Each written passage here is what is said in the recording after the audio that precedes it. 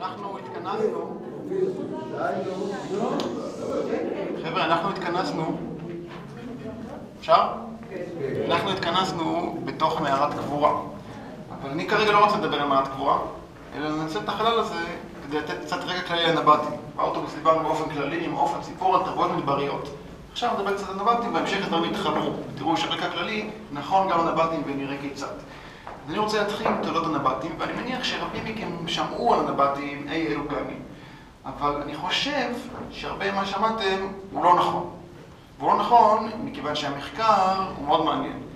לפעמים מספר דברים ומציג אותם כאמיתות אלוהיות, אבל הם לא תמיד כאלו. המדע הוא קצת כמו משפך.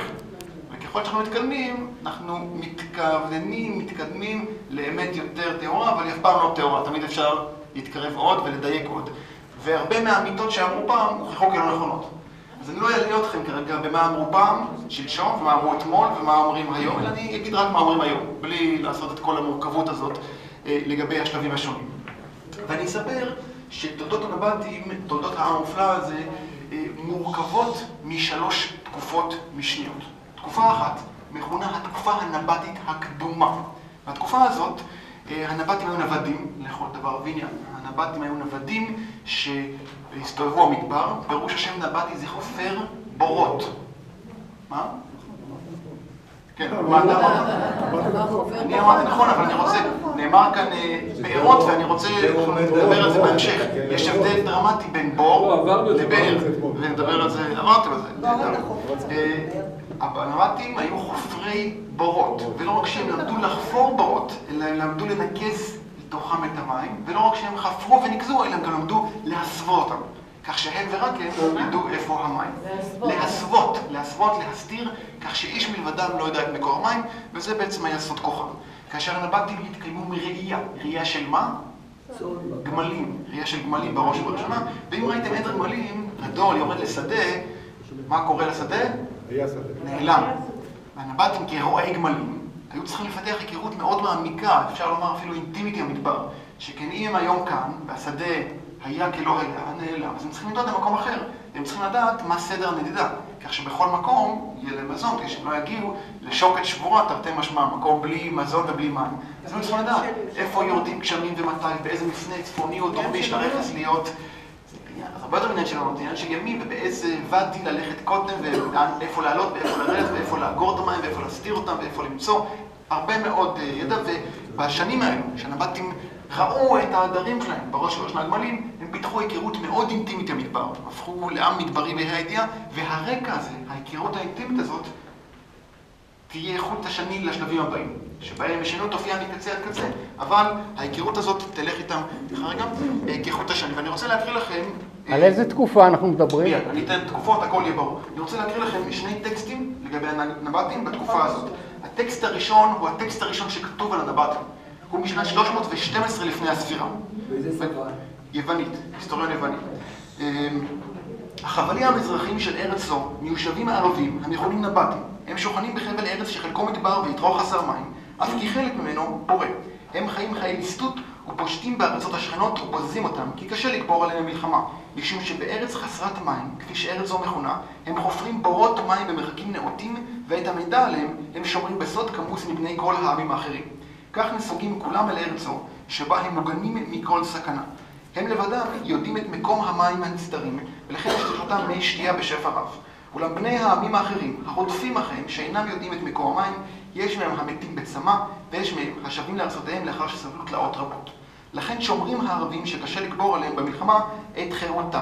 יתר על כן, מעולם לא הסכימו לקבל עליהם את עולו של שליט מארץ אחרת, וכך ממשיכים לשמור על חירותם באין מפריע. לכן לא עלה בידי האשורים הקדמונים ואף לא בידי המלכים של המדיים והפרסים לשעבד אותם. ואף על פי ששלחו במצבאות גדולים, לא עלה בידי איש מהם להביא את ניסיונותיו לידי סיום מוצלח. כך לגבי הנבטים, ואני אקריא עוד טקסט אחד קצר של דיודורוס, שמתאר קצת את המנהגים שלהם, את אורחות חייהם. מנהג בידם שלא לזרוע זרע, לא לשתול עצי פרי, אין בהם שותה יין ואף לא יבנו בית. ואם יימצא אחד מהם העושה כדברים האלה, דינו למות. מי שבונה בית, מי שזורע זרע, מי שותה יין, מות ימת. והעניין הזה מאוד מפתיע, ואנחנו מוצאים אותו כאיזשהו אידיאל מדברי שמופיע בהרבה מאוד מקומות. לדוגמה, אני אקריא לכם מירמיהו ל"ה. ואתן לפני בני בית הרחבים גביעים מלאים יין וכוסות, ואומר אליהם, שתו יין. ויאמרו לא נשתה, כי יונדב בן רחב אבינו ציווה עלינו לאמור, לא תשתו יין, אתם ובניכם עד עולם, ובית לא תבנו, וזרע לא תזרעו, וכרם לא תטעו, ולא יהיה לכם. אחד לאחד כמעט, בעבר היה מי שאמר שהנה יש קשר בין הקבוצות. היום ברור שאין קשר, אבל שהעיקרון הזה חוזר על עצמו בתרבויות מדבריות רבות. כלומר, העיקרון לפיו לא בונים בית, ולא זורעים זרע, ולא נוטעים עצי פרי, ולא שותים ים. ירמיהו כתב את זה בערך 350 שנה קודם. הטקסט הזה, אפשר, אם אתה נכנס לזה, זה נכתב בימי המצור הבבלי. זה נכתב בירושלים. אפשר לשאול מה הקטע של האנשים האלה בירושלים. מה הם עושים בירושלים? והתשובה היא שהאנשים האלו, אנשי המדבר, ברחו לירושלים בגלל הסכנה הביטחונית. אז הם נכנסו לירושלים אל תוך החומה המוגנת, למרות שהם אנשי מדבר במהותם. ככה קצת לחבר, אבל כן. הנבטים. אמרנו 312. זה המועד הראשון שיש לנו תיעוד, התייחסות אליהם במרחב הזה. אבל אנחנו לא באמת יודעים מתי הם מופיעים. ולי יש הצעה. ספקולטיבית, לא טוען שזה תורה מסיני, אבל לדעתי זה די מבוסס. ב-586, שהזכרנו הרגע, התרחש מאורע דרמטי המרחב. נכון? מה קורה ב-586?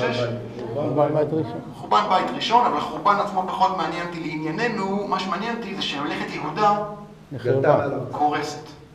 הרוב לא גולים, אבל ממלכה כישות מדינית פוליטית קורסת. וכשישות מדינית קורסת נוצר ריק גיאופוליטי. ריק ואקום, כן.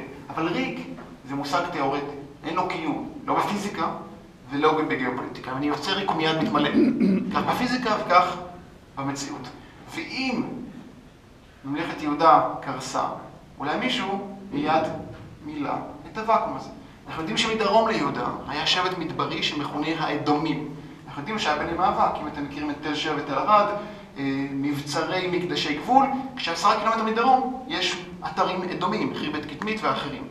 וממלכת יהודה קורסת, המבצרים מקדשים האלו מנעו מהאדומים לפלוש. האדומים, אלו שחשבו שמצפון יש, שהדשא של השכן ירוק יותר, אבל הוא גם היה ירוק יותר, כי הם בארץ מדברית ובהר חברון יש ארץ חקלאית, נדדו צפון.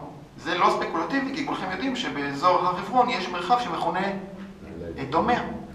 האדומים עברו לשם והפכו את מרשה לבירתם, ולימים הורדוס בא מקרב האדומים, כן? אז הנה האדומים נולדים לשם. האדומים ישבו קודם באדום, והנה הם דילגו צפונה. אז מה קורה למרחב שלהם? הנבטים פולשים. הנבטים מעלים אותו, ויש כאן אפקט דומינו שנוצר מהריק הראשוני, ופטרה, הבירה הנבטית, הייתה בעברה אתר אדומי. אז אנחנו רואים את הגלגול הזה, ונראה שחדירת הנבטים למרחב שלנו, מדובר בשבט ערבי מחצי האי ערב, שהגיעו למרחב שלנו סביב חורבן בית ראשון, סביב קריסתה של ממלכת יהודה, ואותו אפקט דומינו.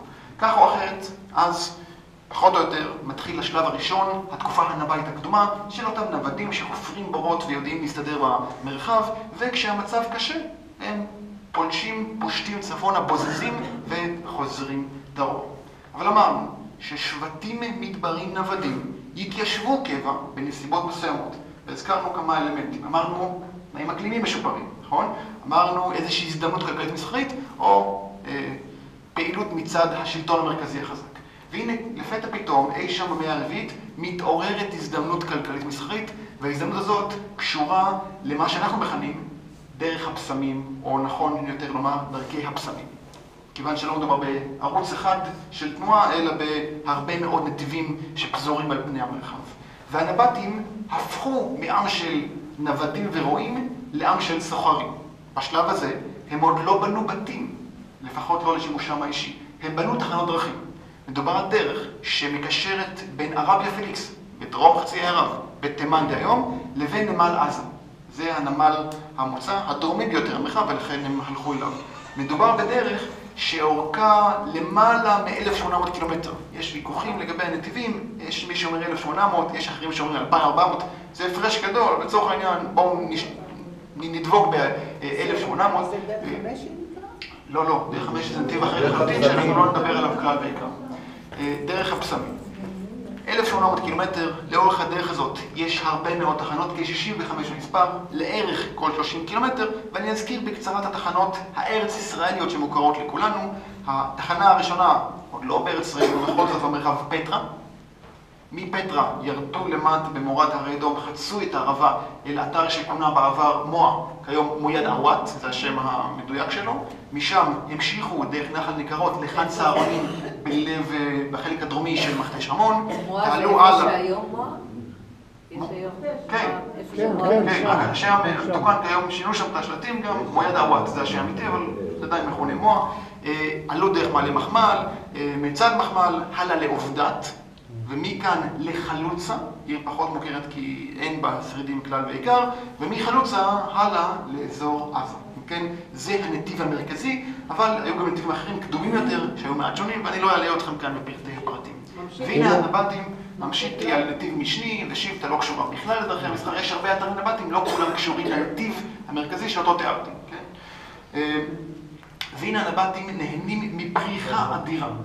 הרומאים הם נהנתנים, אין נהנתנים יותר מהרומאים, והם צורכים את הבשרים האלו בכמות אדירה, ולא רק הם, העולם היווני והעולם המצרי, וגם ישראל הקדום, כפי שראינו, כולם צורכים את הבשרים האלו, משתמשים בהם לצרכי יום, לצרכי פולחן, לצרכים אחרים. ואני רוצה להקריא לכם כמה קטעים, כדי שתבינו עד כמה הדברים דרמטיים. אני אתחיל, אני לא אקריא, אני אספר לכם על קיסר בשם נירון. מכירים את נירון? קיסר המטורף? ונירון פיתח חידוש תיאולוגי. חידוש תיאולוגי, לא פחות ולא יותר. עד אז הקיסרים נחשבו לאלים לאחר מותם, ובא נירון ואמר שהוא אל כבר בחייו. אבל אשתו נפטרה, והוא חשש שכשישרפו את גופתה, כפי ששורפים ברומא, יריחו בני רומא את ריח הבשר הנשרף. ואם יריחו את ריח הבשר הנשרף ויבינו שהיא אנושית, רחמנא ליצלן, אולי גם הוא. ולכן הוא החליט שאסור שניחוח על האש יתפזר ברחבי הבירה. הוא החליט שצריך לעשות מעשה. לכן הוא הזמין כמות אדירה, כמות יוצאת דופן של מור ולבונה.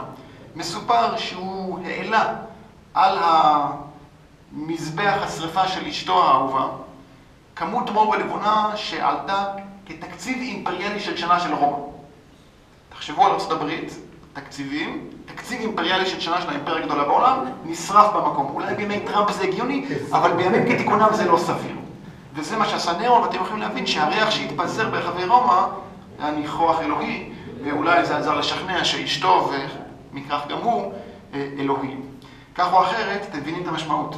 הרומאים התרוששו, הנבטים התעשרו, והוכחה פשוטה לכך צריך לדלג לפטרה ולראות את המונומנטים האדירים שנבנו מהכספים האלה.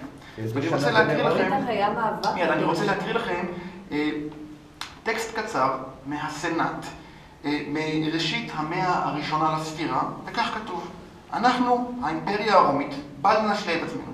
אנחנו לא ניפול בחרב של האויבים שלנו, כי מבחינה צבאית אנחנו חזקים.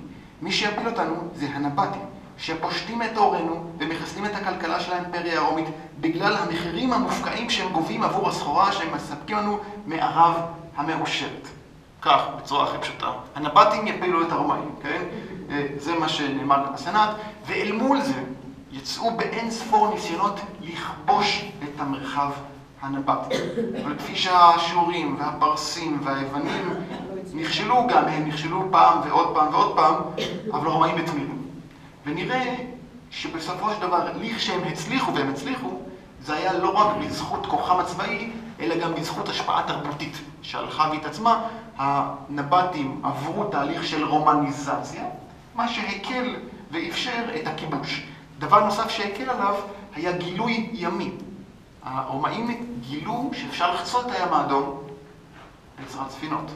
ברגע שאפשר לחצות בעזרת ספינות, לא צריך את השיירות המדבריות היבשתיות, שכן כולכם יודעים שסחר ימי הוא יותר מהיר, יותר פשוט, יותר זול ועדיף מכל בחינה. והנה בסופו של דבר, בזכות הגילוי הזה, בזכות הרומניזציה ובזכות מסעות צבאיים, הם כבשו את המרחב, ובשנת 106 הקימו את פרובינקיה ערביה, את הפרובינציה הערבית, על חשבון הממלכה הנבטית. אני רוצה כאן רגע לעצור ולצייר איזשהו דמיון בין הנבטים לבין עמים אחרים. מי ששלט כאן מרחב, ואתם כבר בוגרי המכון מזה שנים, אז אני אגיד לא מעט שמות, אני מניח שכולכם מכירים. בית סלבקוס שלט כאן במשך הרבה מאוד שנים, היוונים. והכוחם הלך ודעך. אבל נוצר ריק בין היוונים לבין הרומאים, שכוחם עדיין לא עלה ופרח. והריק הזה נוצל על ידי כל מיני ממלכות מקומיות. הוא נוצל על ידי הנבטים, שיצרו ממלכה עם מלך, ויש לנו שושלת שלמה של מלכים. הוא נוצל על ידי היתורים, עם ערבי שהתיישב באזור החרמון ויש עליו סיפורים מדהימים. והוא נוצל גם על ידי עם נוסף שאתם מכירים את שמו, היהודים, בימי החשמונאים שהם מקימים את ממלכתם, שהם בעצם מנצלים את הריק הזה, בין היוונים שנחלשו לבין הרומאים שעוד לא התחזקו. וכולכם יודעים שכשהרומאים התחזקו, מדבר על טווח של שנים, שקשה להגדיר אותו לחלוטין, אבל היוונים, אלכסנדר מוקדון זה 332 לפני הספירה, ומאז בעצם בית סלבקוס מתחיל בדעיכה הדרגתית. הרומאים נכנסים בשנת 66 לארץ ישראל במסע פומפיוס, לדרומה, למרחב הנבטי רק בשנת 106 לספירה. יש כאן טווח של שנים שהוא לא מוגדר לחלוטין, אבל הריק הוא לאורך המאה השלישית והשנייה וחרישית הראשונה. זה הטווח של הריק הפוליטי הזה לפני שהרומאים ממלאים אותו שוב, כי ריק אמרנו לא קיים. כן? הוא מיד מתמלא. בהתחלה הוא התמלא על ידי ישויות קטנות, מדיניות, הנבטים, החשמונאים, בהמשך על ידי אימפריה שהלכה והשתלטה. ואם עשינו את ההקבלה הזאת, אפשר לומר דבר נוסף. היהודים, כשהרומאים השתלטו עליהם, לא קיבלו את השלטון הזר, נכון? ומרדו פעם ועוד פעם ועוד פעם, במרידות שבסופו של דבר הבילו גם לחורבנן. הנבטים לא מרדו. הנבטים קיבלו את הסיפוח והפכו בעצם לאזרחים, והדבר המעניין הוא שהם המשיכו לפרוח תחת השלטון הרומאי. במסגרת פרובינקיה ערביה נוצר סדר, הפקס רומנה, השלום הרומאי שרר, השיירות המשיכו לעבור, זה נכון שהיה עכשיו נתיב ימי, אבל היה די עושר כדי שיחולק בין כולם. המונופול נשבר. הנבטים כבר לא היו עשירים ככוח קודם, אבל הם עדיין גרפו רווחים אדירים והמשיכו לחיות כמלכים גם לאחר הכיבוש. כלומר, אולי אפשר לומר שהם היו חכמים ולא מרדו בגלל, לא מרדו בגלל חולשה, אלא בגלל שהם הבינו שיש די ממון בשביל כולם, הם המשיכו ליהנות מהמצב הזה, וזה בשונה ממה שחשבו בעבר. בעבר אמרו שבשנת 106 דרכי המסחר הפסיקו לתפקד את דרכי המסחר הבשתיות, ושהמסחר עבר למסחר ימי. ויש הוכחות ברורות שדרכי המסחר המשיכו לתפקד עמוק אל תוך המאה השלישית. הנבטים המשיכו לסחור והמשיכו להתעשר והמשיכו ליהנות מהחיים. הנבטים היו פגאנים? אנחנו נדבר על הדת שלהם אחר כך, אבל כן, הם היו פגאנים, אבל המילה הזאת קצת מטעה, כי כולם היו פגאנים, גם אבותיך היו פגאנים, באותה עת כולם היו פגאנים. אז זה שם גנרי שלא אומר כלום, כי הפגאני הזה שונה מהפגאנית הזאת, שונה מהפגאני הזה. כן? לכל אחד היו את האלים השונים שלו, אבל כולם האמינו בהרבה אלים. אז כן, הם האמינו בהרבה אלים, אבל זה לא אומר כלום על אילו אלים הם האמינו בהם. נדבר על זה אחר כך. איך הם פתאום נעלמו? הם פשוט התמזגו עם ה... לא נעלמו, אני לא אמרתי מילה על כך שהם נעלמו. אמרתי, זה גם לא הבדואים, אבל אני לא שם, גם לא אמרתי שהם נעלמו. אני אמרתי שדרכי המסחר הנבטיות החלו להפסיק לתפקד לקראת סוף המאה השלישית. רק אז. מה שקרה זה משבר אדיר בעולם הרומאי, שכלל מגפות, שכלל אינפלציה אדירה, שכלל ערעור של הסדר והביטחון, ואתם יודעים שכשאין סדר אז שיירות לא יכולות לנוע, כשאין כסף אז אי אפשר לשלוף שטרות מהכיס ולשלם על מוצרי מותרות, ואם אי אפשר לשלם אז לא שווה לנוע לאורך הדרכים, 1,800 קילומטר רק עד הנמל, ואז עוד מסע ימי דרך הים התיכון, ועוד ועוד ועוד. הסחר פסק, נעלם. הדרכים כוסו בחול, גמלים הפסיקו לנוע, ויש להניח שגם מי שייצר את הבשמים, שם בדרום, בערביה פליקס, הפסיק לעשות זאת. והנה הנבטים, שנהנו מאושר מאות בשנים, אי שם מהמאה השלישית לפני הספירה, ועד לקראת סוף המאה השלישית לספירה, פתאום היו במשבר. ואמרנו שעם נוודי שהתיישב, תמיד יכול לחזור להיות נווד. אבל קשה, אחרי מאות שנים שנהנים מכסף והון אדיר, לחזור לקיום הדליל של נוודים. כי נוודים חיים מהיד לפה. הם אולי חופשיים, אבל עושר רב אין להם. זה לא מנת חלקם, ונראה שהנבטים היה קשה לעשות זאת. ועל כן, הם עשו משהו אחר. הנבטים, עם מאוד מאוד פרגמטי, הצליחו להמציא את עצמם מחדש. הנבטים הפכו את פניהם, הנבטים הפכו את תורה באופן הכי מובהק שיכול להיות, ולקראת סוף המאה השלישית, אל מול המשבר האדיר הזה, הם הפכו לעם של חקלאים. אני אזכיר לכם, העם שלא זורע זרע, ולא בונה בית, ולא שותה יין, הפך לעם של חקלאים שגידל יבולים, בנה בתים, והגידול המרכזי היה גפנים ליין, שאותו גם שתה. כן, כל האיסורים, אחד לאחד, הופרו. בטח היו מאבקים כל האיסורים הופרו. איך בדיוק התרחש התהליך הזה? התהליך שמסגרתו הם עברו לחקלאות, כל זאת ועוד בהמשך. כרגע אני עוצר את הסקירה ההיסטורית, שתספק לנו את הידע הבסיסי לראשית הסיור לפחות, ובהמשך נמשיך גם את הסקירה אל מול האתרים שאנחנו נראה. אבל לפני שנצא מהמערה, אני רוצה לומר מילה לכל הפחות לגבי האתר שבו אנחנו נמצאים. בעבר, טענו המחקר שמערת הקבורה הזאת, שהיא מרשימה לכל הדעות, היא מערת קבורה של אדם בשם עובדת. וכאן אולי חשוב לומר שאחד מהמלכים הנבטים היה עובדת, יש עובדת הראשון, עובדת השני, ועובדת הזה לא היה סתם מלך, אלא בשלב מסוים עובדת המלך גם הפך לאל. ויש במעלה האתר באקרופוליס מקדש שבו נגלתה כתובת שהמקדש מוקדש לעובדת, לא פחות ולא יותר, והנה אם יש מלך ששלט בעובדת וזה אתרו שמכונה על שמו, אולי סביר להניח שהנה הוא קבור כאן. אבל עובדת הוא מהמאה הראשונה לפני הספירה, וכאן נתגלו כתובות מהמאה השלישית לספירה. כן, יש קצת בעיה, קצת 400 שנה בין לבין. איזה מאה? העובדת חי המאה הראשונה לפני הספירה, וזה מהמאה השלישית לספירה, ולא רק זאת, אלא בכתובות שהתגלו כאן, התגלו גם שמות של נשים. זה בכלל מעורר תהייה, כי אנחנו הרי מדברים על חברה פטריארכלית. אז מה לנשים ולקברים כל כך מפוארים? כן? זה לא מהשוביניזם שלי, זה מהשוביניזם שלהם. מה לנשים ולקברים כל כך מפוארים? והתשובה שעולה כאן במחקר מתקשרת לסינקרטיזם. סינקרטיזם זה מושג שפירושו מיזוג דתי, מיזוג תרבותי. ואנחנו יודעים שמדבר בהמשך על האלים שלהם ששאלת קודם. כבר עכשיו אני אומר שהם האמינו בשלוש אלות, שלימין יקרו כשלושת בנותיו של אל באסלאם. אלת, מנת ואל-עוזה. שלושת בנותיו של אל. באסלאם מדברים על שלושת בנותיו של אללה, אלת, מנת ואל-עוזה. האלות האלו, אין עוד אללה ולא מכירים אותם כבנות של, אבל השמות מופיעים. כלומר, יש כאן דמיון שלא מפתיע שכן מדובר בשבטים ערבים מחצי איי ערב, ולכן הדמיון די ברור. של אללה, אללה. בנות הקודש. כך או אחרת, אל-עוזה, יש לנו הרבה סיבות להאמין שאל-עוזה עברה תהליך של סינקרטיזציה ובעצם אוחדה עם דמותה של אפרודיטה.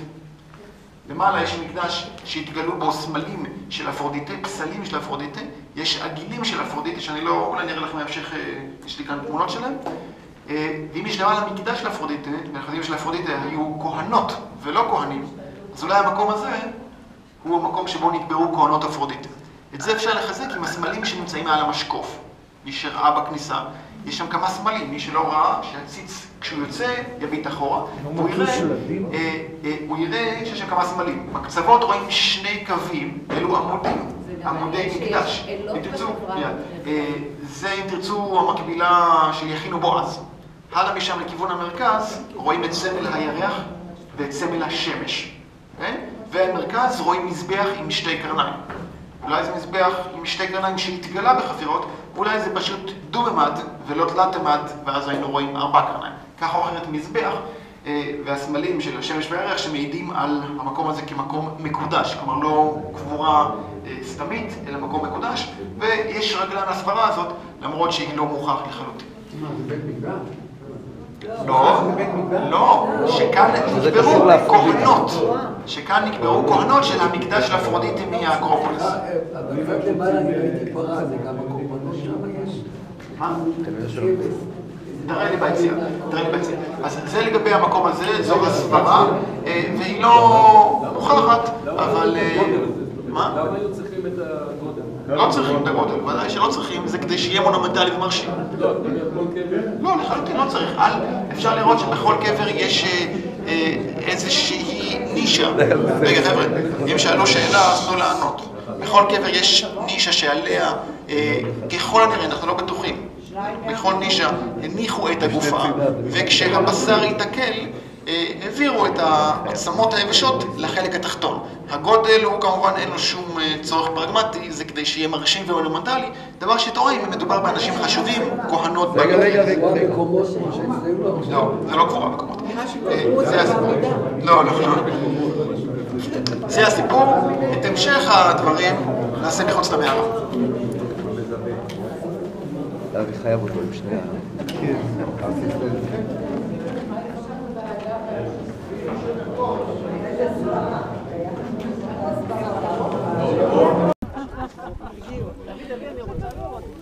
חברות וחברים, אנחנו נמצאים בראשו של מה שמכונה המגדל הרומאי. ומראש המגדל הזה, אם נתעלם לרגע מהרוח הקרירה שמנשבת, נוכל לראות את כל העיר, או יותר נכון את כל האקרופוליס. אפשר לראות את המתחם המרכזי שלו, שמוקם... מיד. אפשר לראות את המתחם המרכזי שנמצא בכיוון ההוא. מורכב ממצודה שנבקר בה ומתמנוס, מרחב מקודש שכלל מקדשים ולימים כנסיות. אני מקדים את המאוחר, אנחנו נדבר על הדברים. ואני אתחיל מכתובת שהתגלתה במגדל הזה על המשקוף, וכך כתוב, נקרא לכם. במזל טוב, זבס עובדת, עזור לאריאנוס אשר בנה את המגדל הזה, באותות טובים בשנת 188 בעזרתו של האדריכל ואיליוס מפטרה. כך כתוב. בואו ננסה קצת להבין מה המשמעות. אם כתוב לנו פטרה, אנחנו מבינים את ההקשר הנבטי, אבל זה לא מפתיע אותנו כבר, כי אנחנו יודעים שדובר בנבטים. מה זה שנת 188? מה קורה בשנת 188? או ממתי סופרים בכלל את השנים בעולם העתיק? מ-34, מ-0. מ-0? למה? מה קורה ב-0? אתם תחשבו רגע על המקרא, ממתי סופרים שנים?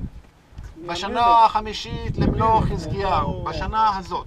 אבל כאן לא סופרים ימי מלכים, אלא סופרים ימי הקמת פרובינקיות. והפרובינקיה הזאת, פרובינקיה ערביה, הוקמה בשנת 106. נכון, זה מה שאמרנו קודם. זה השנה שבה הרומאים מספחים את זה. אם כן, 188 ועוד 106, 294 לספירה. זה השנה שבה המגדל הזה הוקם. ומה קורה בשנת 294 בעולם הרומי? דיברנו זה קצת קודם, ואתם אולי יודעים. המעבר לנצרות.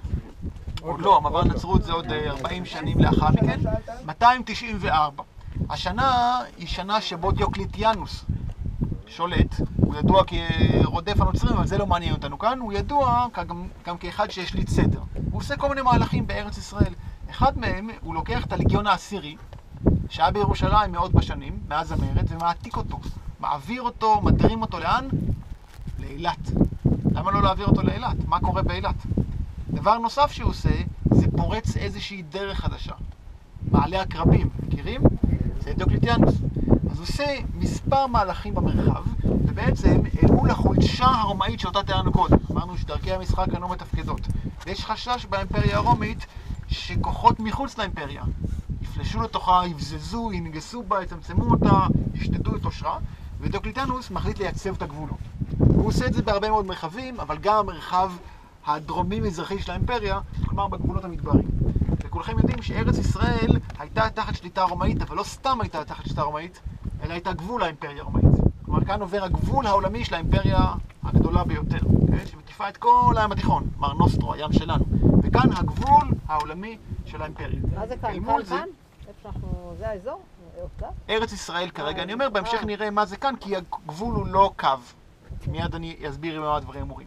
אל מול האיום הזה מדרום ומזרח, הוא מבסס את קו הלימס, קו הגבול, והמילה קו מוטעת. כי קו הלימס הוא לא קו, אלא רצועת ביטחון.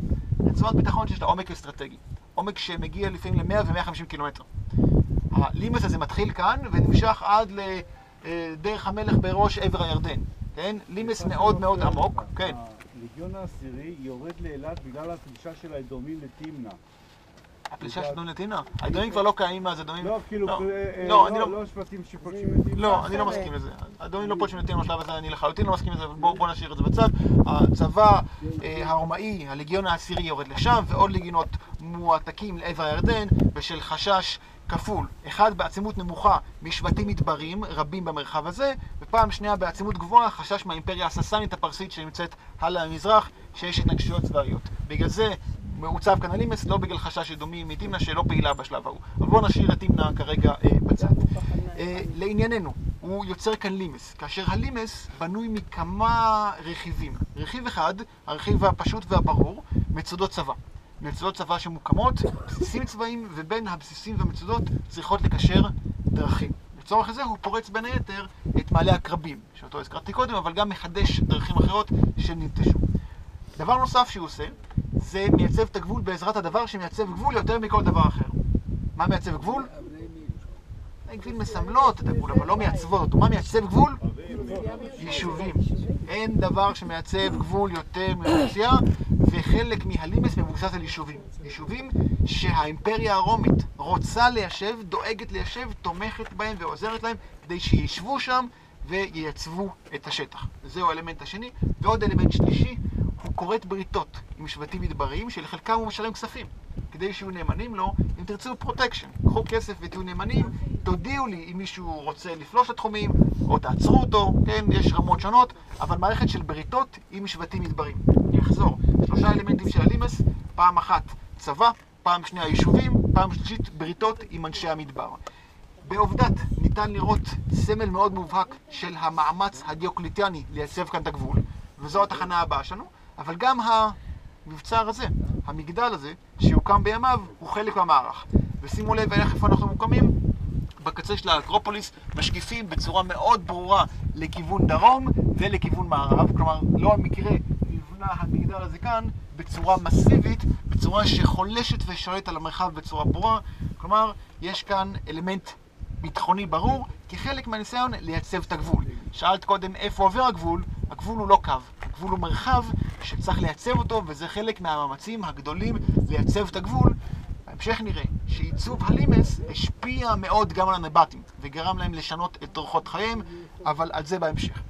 אני רוצה לומר עוד מילה אחת על המגדל לפני שנמשיך הלאה, וזה להזכיר שהנבטים אסור להם לבנות בתים, והנה פתאום הם בונים בתים, וזה אולי בימי דיוקליטיאנוס, אבל בסגנון נבטי, והתפתח סגנון נבטי, שהסגנון הזה היה מאוד מיוחד ומותאם למדבר. הפתחים לדוגמה, ואני מזכיר לכם שאין זכוכיות, בוודאי לא כאן, הפתחים צריכים להיות כאלו שיבודדו מהמרחב החיצוני. כן? מצד אחד חייב שייכנס אור, אחרת מה הטעם הפתח. מצד שני, צריך שהחום העז של הקיץ או הקור של החורף לא יחדור פנימה, וגם לא הרוחות ולא החול. מי מכם שהיה בסופת חול במדבר יודע שזה לא נעים. ולכן הפתחים נראים קצת כמו חרך ירי. אבל הפתח, תרדו במדרגות ותשימו לב, יש שם חרך ירי שפונה אל כל העיר. ברור שאף אחד לא התכוון לראות משם חיצים אל תוך העיר. אין הפתחים. רחבים כלפי פנים, צרים כלפי חוץ, כדי למנוע מהסביבה החיצונית להיכנס, לבודד כמה שאפשר, ולאפשר לאור להיכנס ולהעיר. מעבר לכך... מה? לא לצורך הגנה. לא, בוודאי לא שם, זה לתוך העיר. וגם לכיוון ההוא לא, חיצים לא מגיעים לשם. זה שליטה בתצפית, זה לא לקרב, זה תצפית. לא מעבר לכך.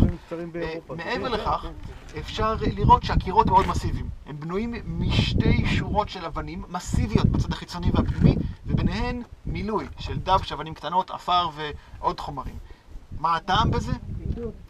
בידוד פעם אחת, אבל לא פחות חשוב מכך, זה יציבות. האזור הזה סבל וסובל מרעידות אדמה. אנחנו נמצאים לא רחוק משבר רוחב, יש 4 שברי רוחב בנגב, אולי דיברתם על אחד מהם ברמון, שבר הרמון. דיברה על כולם. אז הזכרתם לא רחוק מכאן 15 קילומטר שבר סעד נפחה, שהוא בסופו של דבר זה שגרם גם לקריסת העיר הזאת, לנטישתה הסופית.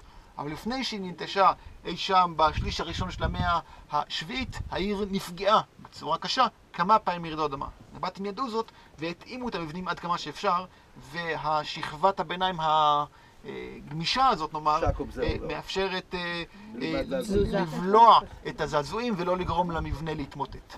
אלה כמה אלמנטים שניתן לראות כאן, ואלמנט נוסף שאני אזכיר ואבקש מכם להציץ בו גם תוך כדי הליכה, זה הקשתות.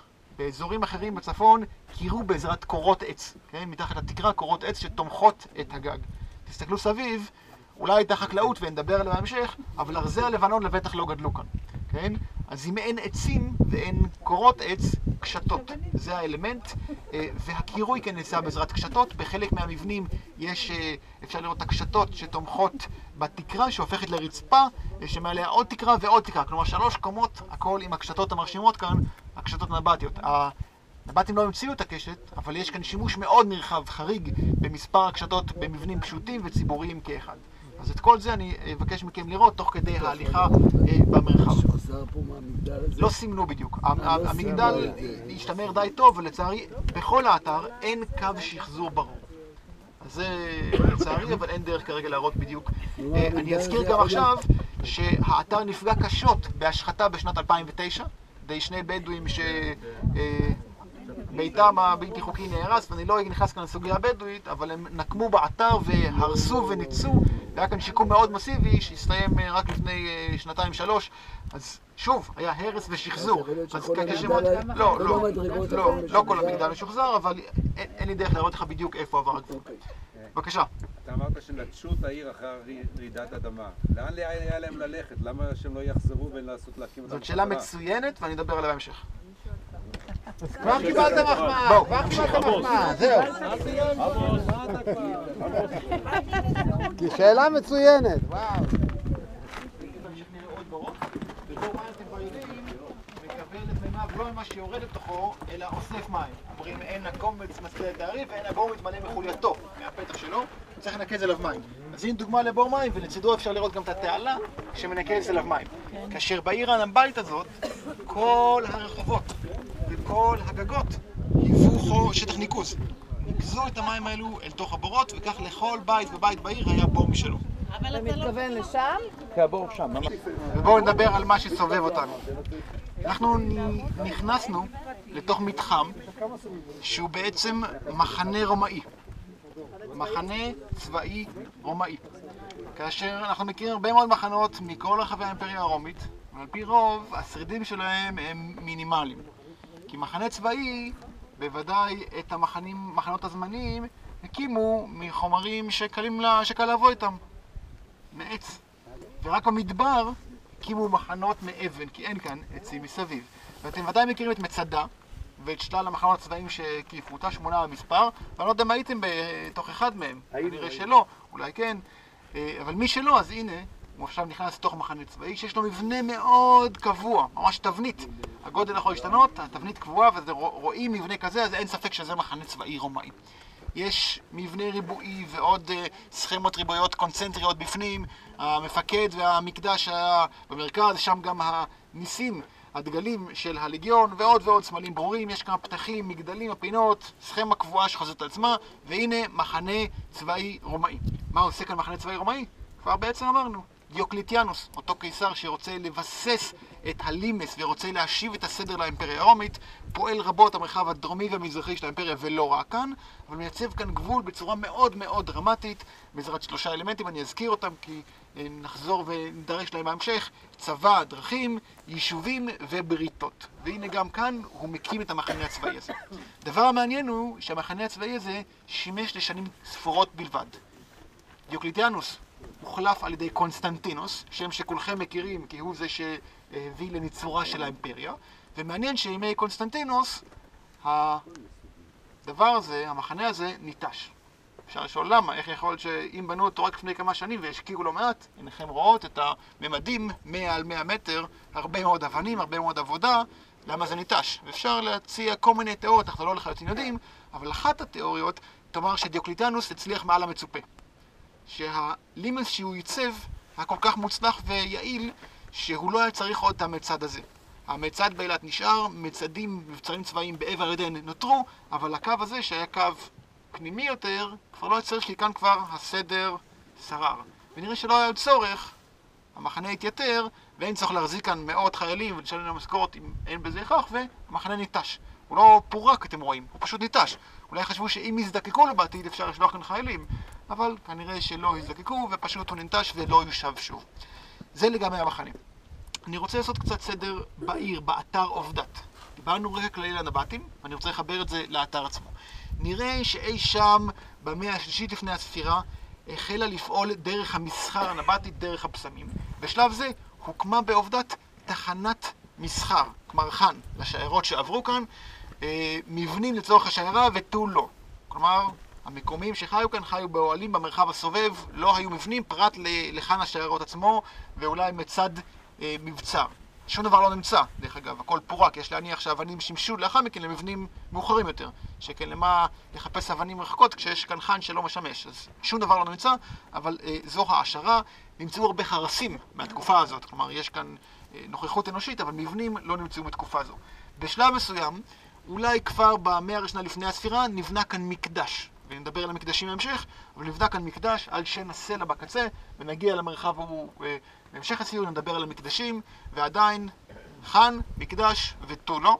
אי שם בסוף המאה הראשונה, העיר הזאת הופכת לרומאית מבחינת התקופה. אנחנו בתקופה הרומאית, אתם רואים כאן שלטים רומאיים ביזנטיים, אבל האוכלוסייה היא נבטית. האוכלוסייה כאן היא תמיד נבטית. אז אפשר לקרוא לה נבטית רומית, ובהמשך נבטית ביזנטית, אבל האוכלוסייה היא נבטית. כן? בתקופה הרומית מתחילים לבנות כאן, וביתר סט בתקופה הביזנטית יש כאן בנייה, אבל לכל אורך השלבים האוכלוסייה היא נבטית. אני לא יכול להדגיש את זה בצורה ברורה יותר. בשלב מסוים, בראשית המאה השביעית, ב-630, האתר ניטש. האתר ניטש בגלל רעידת אדמה, אבל חשוב להבין שהנטישה היא לא מקומית, אלא היא רחבה יותר. כל הערי הנבטים ניטשות ללא רעידת אדמה, הן ניטשות קצת מאוחר יותר. אבל המשבר שגורם לנטישה התחיל כבר קודם, והוא היה מספיק חזק, אני בהמשך יבהיר מהו. המשבר הזה היה נוכח כבר כאן, שאמרו אין טעם לשקם את העיר שחרבה. כלומר, לא מיישבים אותה. הערים האחרות שלא חרבו ברעידת אדמה המשיכו להתקיים עוד זמן מה, אבל כולן ניטשו בהדרגה בשלבים שלאחר מכן. אנחנו נדבר על המשבר שגורם לקריסת הנבטים, לקריסת השלב החקלאי של הנגב, השלב שבו הנגב ידע פריחה שכדוגמתה הוא לא ידע לא לפני כן ולא לאחר מכן. גם כיום, לאחר עשרות שנים של ניסיונות, החל ממעשיו של בן גוריון שירד הנגב במטרה להפריח את השמה והשקעה של מיליונים, הנגב לא קרוב לפריחה שהוא ידע בתקופה הנבטית, ואנחנו נצטרך להסביר איך ולמה. בסדר? אבל זה ככה לגבי העיר ולגבי המחנה, ומכאן אנחנו נמשיך לאזור של האקרופוליס עצמו, לתחומי העיר עצמה. עיר שבתקופה הביזנטית הוקפה בחומה. כשאנחנו נתקרב לאקרופוליס, אנחנו נחצה את החומה דרך איזושהי פרצה, אנחנו נהיה בחלק העליון, והחומה הזאת הקיפה את העיר גם בחלק התחתון. כלומר, כל המערות שראינו קודם, ועוד אחרות שנראה בהמשך, כולן הוקפו בחומה בתקופה הביזנטית. יש כאן מערך של ביצורים. אנחנו בלימס, אין כאן סכנה מיידית, אבל בהחלט יש סכנה אפשרית, והכל כאן מוקף בחומות, שיהיה, אם תהיה סכנה. אז הצבא הוא צבא רומאי והתושבים הם תושבים נבטים? הצבא הוא צבא רומאי והתושבים הם תושבים נבטים, בדיוק כך. אנחנו מדברים מי בנה? לאחר הסיפוח, לאחר 106, דיוקלטיאנוס, סוף מאה השלישית, הרומאים שולטים על המרחב, אבל האוכלוסייה היא אוכלוסייה מקומית. אבל זה התחיל כנבטי. מה התחיל כנבטי? היישוב הראשון הוא נבטי. היישוב לא התחיל כנבטי, היישוב התחיל והסתיים כנבטי. המחנה הצבאי הוא רומאי. כן, כן, אבל הוא הגיע כמה מאות שנים אחר כך. הנבטים לפני כן הם היו פה, והם היו פה מיושבים כחאן. ככה אמרתי. לפני הרומאים. קצת ערבבת את הדברים שאמרתי. אני אסדר שוב. אני חוזר לדברים שאמרתי בעצם. היישוב הזה, יש בו נוכחות אנושית שהתגלתה לארכיאולוגים, החל מהמאה השלישית, אולי סוף הרביעית לפני הספירה, חרסים וכן הלאה, אין מבנים. זו בעצם תחנת דרכים על דרך הבשמים שאותה תיארנו. מדובר כאן בחאן שיירות, במקדש, במבצר. בשלב מסוים הוקם גם מקדש, בנייה החלה רק בתוך התקופה הרומאית, כשאנחנו עדיין מדברים על תקופת מסחר, אבל כבר החלו לבנות מעט. המהפך הגדול התרחש רק בעקבות השינוי הדרמטי באימפריה הרומית, מתרחש סביב ימי דיוקלטיאנוס, שאז נבנה גם המחנה הצבאי הזה, ואז מתחילה בנייה מסיבית כשהדרך, המסחר, דרך הבשמים, ניטשת לחלוטין. הנבטים משנים מפניהם, מפסיקים להיות סוחרים ומתחילים להיות חקלאים. הביטוי הזה מקבל ביטוי עירוני מאוד מובהק. בשטח, את חלקו נראה עכשיו ואת חלקו נראה בהמשך, למרגלות האתר, כשנראה לך קצת לחוות החקלאיות. ננסה לראות את השרידים של החקלאות הנבטית, עליה נדבר במשך. אבל זה מבחינת הסדר של האתר. למה הבשמים הפסיקו פה? אמרת שבפח חקלאי? אמרתי שדרכי המסחר הפסיקו בשל חוסר ביטחון, בשל חוסר בכסף, אינפלציה, חוסר ביטחון, הרבה מאוד אלמנטים, מגיפה גדולה באימפריה הרומית וכן הלאה. הרבה מאוד אלמנטים שהצטרפו להם יחדיו כדי לגרום לקריסה מסחרית.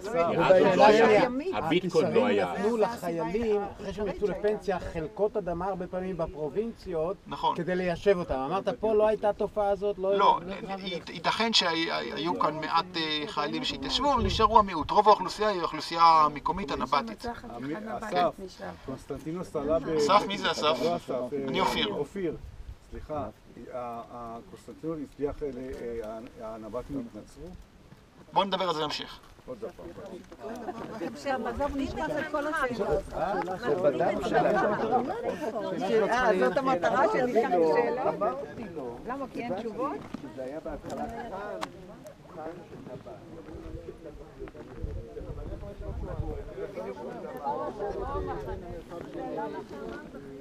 הודו, בסין, במרכז אירופה, דרך הקווקז. זה לא פה? זה לא בעזה? לא. זה עובר מצפון?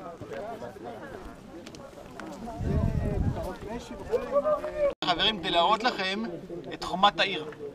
נכנסנו עכשיו דרך אחד הפתחים, אחד השערים בחומת העיר, ואתם רואים שהיא ממשיכה הלאה בצורה מאוד ברורה ומובהקת.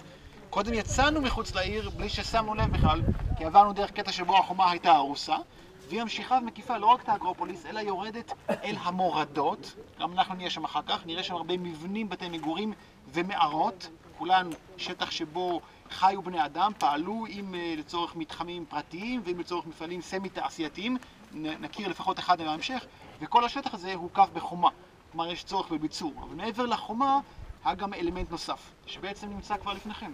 מה שאתם רואים כאן זו המצודה. אפשר לראות את הקירות המאוד בולטים מרשימים שלה, עם המגדלים. יש שם כמה פתחים שכמובן אפשר לחסום. צריך להבין שמצודה כזאת לא נועדה להגן התושבים בפני מצור. אין כאן שום אפשרות כזאת, אין מספיק מים ומזון כדי לספק לתושבים בזמן מצור. אבל אם יש איזושהי סכנה, כזו או אחרת, כל התושבים של העיר ומהמרחב הכפרי הסובב יכלו מיד להגיע אל תוך המצודה, לחסום את הפתחים, להתבצר בתוכה ולחכות עד שתגיע התגבורת. אני מזכיר לכם, לא עד שיעבור זעם. יעבור זעם, הם כבר מזמן ימותו מצמא, עד שתגיע התגבורת. אנחנו בתוך הלימס. יש כאן לא מעט מצדים צבאיים וכוחות צבאיים, והם מיד יגיעו. אבל אולי ייקח להם כמה ימים, 3-4 ימים, וזה מספיק לעניין הזה בדיוק. כלומר, לא מצור ממושך, אלא עד שתגיע התגבורת, וזאת תפקידה של המצודה. אני יכול לומר לכם שלאורך, המחנה הזה אבל לא ניטש. זה הוקם לאחר שהמחנה כבר ניטש. המחנה הזה לא היה רלוונטי. אני אוסיף ואומר שהלימס הזה כמעט לא עמד בניסיונות. הסדר כאן שרה במשך מאות בשנים, ובאופן פרדוקסלי, דווקא העובדה שהוא לא היה צריך להתמודד, הוא הלימס והחיילים ששירתו בו, לא היו צריכים להתמודד עם איומים, אולי זה אחד הדברים שתרמו לכך שכשהגיע איום משמעותי בדמות הכיבוש המוסלמי, אז הייתה כאן התנוונות במתחת היכולת הצבאית, ואולי זה מה שאפשר ועיקל למוסלמים לשטוף כאן ולכבוש במהירות הבזק, כי בעצם לא הייתה כאן יכולת. כלומר, התשתית הייתה, אבל תשתית שלא מתרגלים ומאמנים ומתחזקים, הולכת ודועכת ומתנוונת. אנחנו מכירים את זה גם ממציאות יותר עכשווית, אבל זה מה שהתרחש כאן בצורה די ברורה. עכשיו, ברור שגם אם המצודה הזאת הייתה צריכה להחזיק ולו לימים בודדים, צריך שיהיה כאן דבר אחד שבלעדיו אי אפשר לשרוד. מים. בואו ניכנס ונראה את בור המים המסיבי שנמצא במרכז המצודה הזאת, כדי להספיק לצורכי אלו שיברחו לכאן במידת הצורך. בואו ניכנס. כן, כן.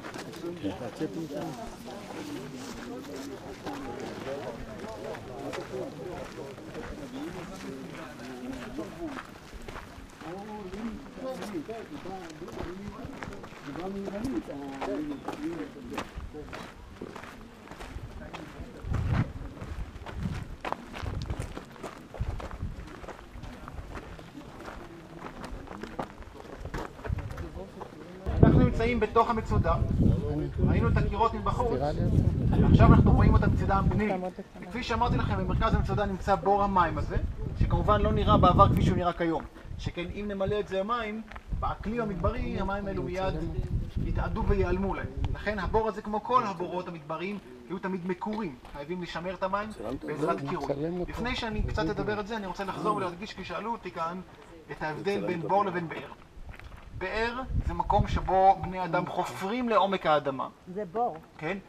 באר זה מקום שבו בני אדם חופרים לעומק האדמה במטרה להגיע למפלס מי התהום. אתם יודעים ודאי מה זה אקוויפר, השכבה האטומה שעליה נשען הגלוקלוד, שכבה שרבויה במים, במי תהום. באר נחפר לעומק האדמה כדי להגיע למי תהום. עוד היום אראה לכם באר במורד האתר. כרגע אנחנו בבור. בור זה משהו אחר. גם הבור נחפר על ידי אדם, אבל אין כאן הגעה למי תהום. את הבור האדם צריך למלא. הבור לא מתמלא עם מים שיורדים אל תוך פיו, אל תוך חולייתו, אלא אוסף מים דרך תעלות ניקוז, כדוגמת התעלה היפה והמרשימה הזו. אמרנו שבעובדת לכל מבנה ומבנה, לכל בית ובית, היה בור משלו. המים נאספו מהגגות, מהרחובות, מכל שטח שניתן לאסוף מים, וכאן כמובן מדובר בשטח איסוף משמעותי יותר, שכן הבור גדול יותר מבחינת נפחו. אז חוצבים את הבור, מטייחים אותו כדי לוודא שהמים לא יחלחלו, לא יברחו לעומק האדמה, הוא כמובן מקורה. על פי רוב, במרבית הבורות, התעלה לא מזרימה את המים ישירות אל תוך הבור, שכן המים עלולים להיות מלוכלכים. יש להם קצת סחף ודברים שאני לא רוצה בתוך הבור, ולכן התעלה מובילה אל תוך בור שיקוע, שכאן אנחנו רואים את תבניתו.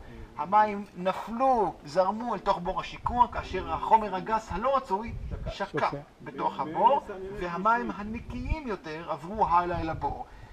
זה לא תמיד הספיק, ולכן בהרבה בורות יש מדרגות שאפשרו לרדת לתחתית הבור ולנקות אותו. שכן אם אני לא אנקה אותו, ולמרות בור השיקוע, לאחר שנה ועוד שנה ועשור ועוד עשור, הרצפה תתחיל להתרומם, שכבת סחף תעלה ותעלה, הנפח יפחת עד שלבסוף הבור ייסתם לחלוטין.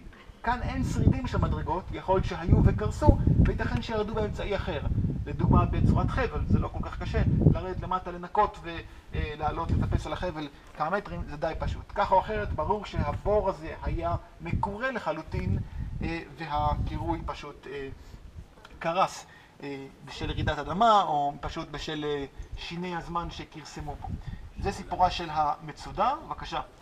בבורות, לפחות ביום הראשון ראינו, זה לא היה עם אבנים וששמו טיח, פשוט קראו את זה בגלל את הבורות, כן. הקרטון וזה, אז יכלו לחפור את זה. בורות, על פי רוב הבורות הנבטים נחצבו בסלע. כאן רואים אבנים קטנות, באמת אפשר לשאול מדוע. אין לי תשובה ברורה, אני מניח שהייתה כאן איזושהי התמוטטות וניסו לשקם את הבור, ולכן רואים כת אבנים. הבורות במקורם נחצבו בסלע. כן? אגרו פה כמות אדירה, כדי להגיע לכזה נפח מלא עד למעלה הם הגיעו? כמה שמתאפשר, תלוי בגשמים, השאיפה שזה יתמלא ודאי, כן? כמה שיותר, כך עדיף.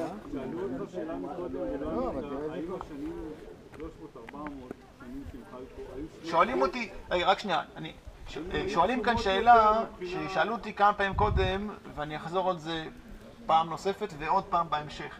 האם בתקופה הביזנטית, ב-300-400 שואלים כאן, היו שנים גשומות יותר? בעבר ראו את הפריחה החקלאית שהייתה כאן ואמרו, בטח היו שנים ברוכות. התשובה החד משמעית היא לא. האקלים בתקופה הביזנטית לא היה אקלים משופר. יש שם כלים מאוד טובים, בעזרת פולן, אבקת צמחים, בעזרת משקעים אגמיים, בעזרת איזוטופים של חמצן O16 או 18, בעזרת תצורת הליסן, חבר הלשון מה שמכונה, יודעים לשחזר אקלים עבר בצורה מאוד טובה, והתשובה החד משמעית היא שבתקופה הביזנטית לא היה אקלים שונה מהאקלים היום, לא היה אקלים משופר. כלומר, כל החקלאות שעליה אנחנו נדבר, אנחנו צריכים להסביר איך יכול להיות שהתקיימה באקלים דומה לאקלים הנוכחי, אבל את כל זה ועוד נעשה בהמשך. אלא אם כן יש עוד שאלות כאן? כן. כן. אז למה אנחנו לא למדנו מהתקופה הביזנטית לפיתוח הנגב? למה לא למדנו? אנחנו כן למדנו. כשנגיע לתצפית עכשיו, הרי לכם חווה של פרופסור אבן ארי, שהגיע לכאן, ושנים רבות ניסה ללמוד את הטכניקות הנבטיות, ואכן נעשה זאת בהצלחה. למה זה לא יושם? זו שאלה אחרת, ונגיע אליה בהמשך. אתם כרגע עומדים ויושבים על מתקן תעשייתי.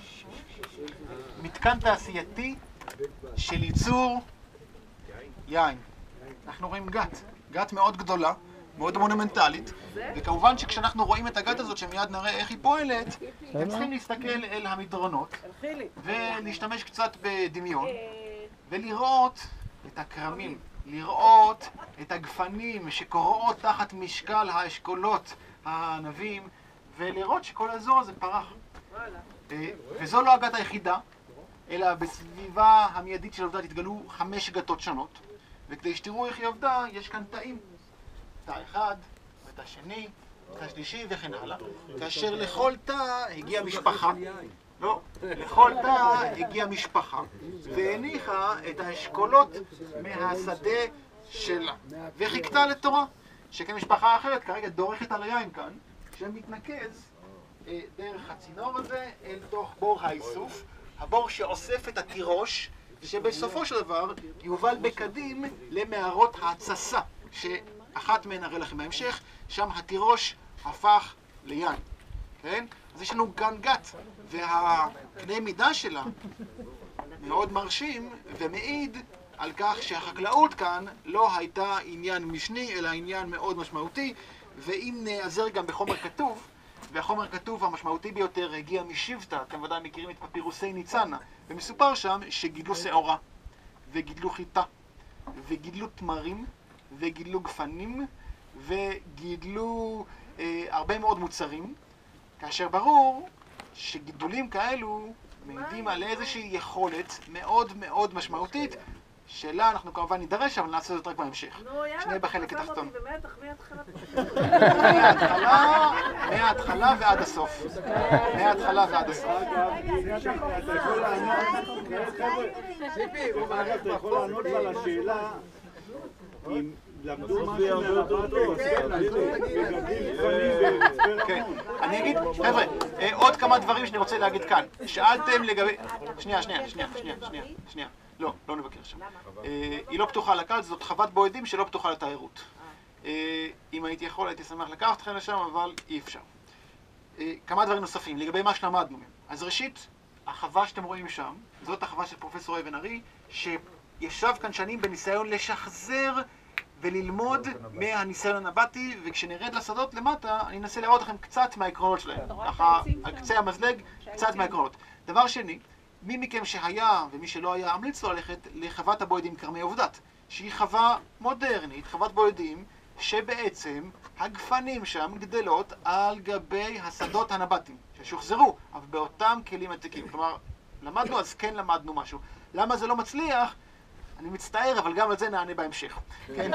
למה זה לא מצליח באותו קנה מידה. דבר נוסף ששאלו אותי, זה לגבי השחזור.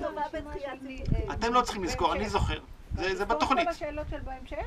אני לא צריך את השאלות, זה קיים בתוכנית. עוד דבר אחד, לפני שנמשיך הלאה, שאלו אותי לגבי השחזור. האתר נחפר בשנות ה-60 ומאז עוד כמה פעמים, אבל לצערי באותה תקופה לא הייתה מודעות לקווי שחזור.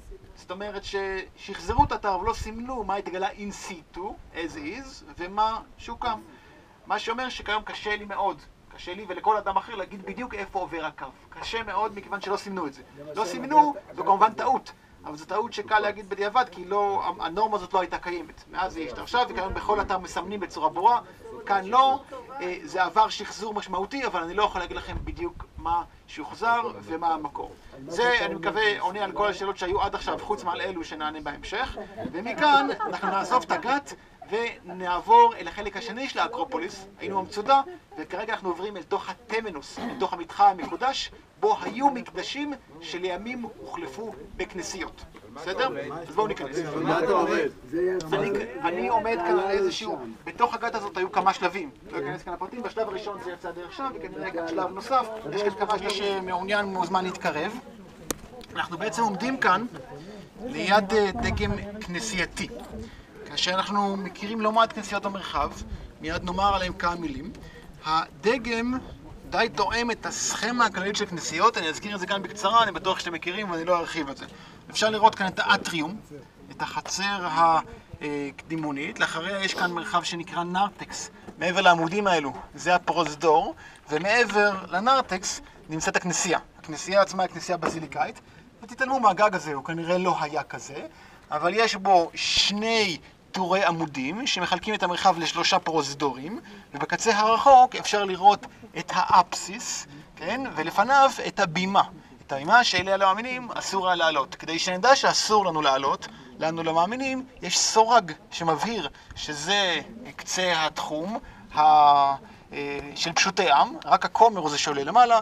בראש המזבח, בראש הבימה אפשר לראות מזבח שבראשו התבצע טקס המיסה, טקס האוכריסטה שמסגרתו הכומר המיר את הלחם ואת היין והפך אותו לבשרו ולדמו של ישוע, כן? את זה אנחנו רואים כאן בפנים. כאשר חשוב לומר שהכנסיות נבנו על גבי שרידי המקדשים הנבטים. כלומר, מקדשים הנבטים פורקו, באותו מקום ובאותן האבנים בנו את הכנסיות. זה סמל שחוזר עצמו פעם אחר פעם בעולם הדתות. אפשר לומר שיש כלל אצבע במדעי הדתות, שמקום קדוש תמיד נשאר קדוש, אבל הדת יכולה להשתנות. אני יכול לתת לכם כמה דוגמאות. אם אתם מכירים את הכנסייה של גואדלופה במקסיקו, היא בנויה על גבי שרידים של אלה אצטקית. אם תלכו לוותיקן, תמצאו שם שרידים של פולחן פגני רומאי. אם תלכו להר הבית, לא צריך לספר לכם שקודם הוא היה קדוש למישהו אחר.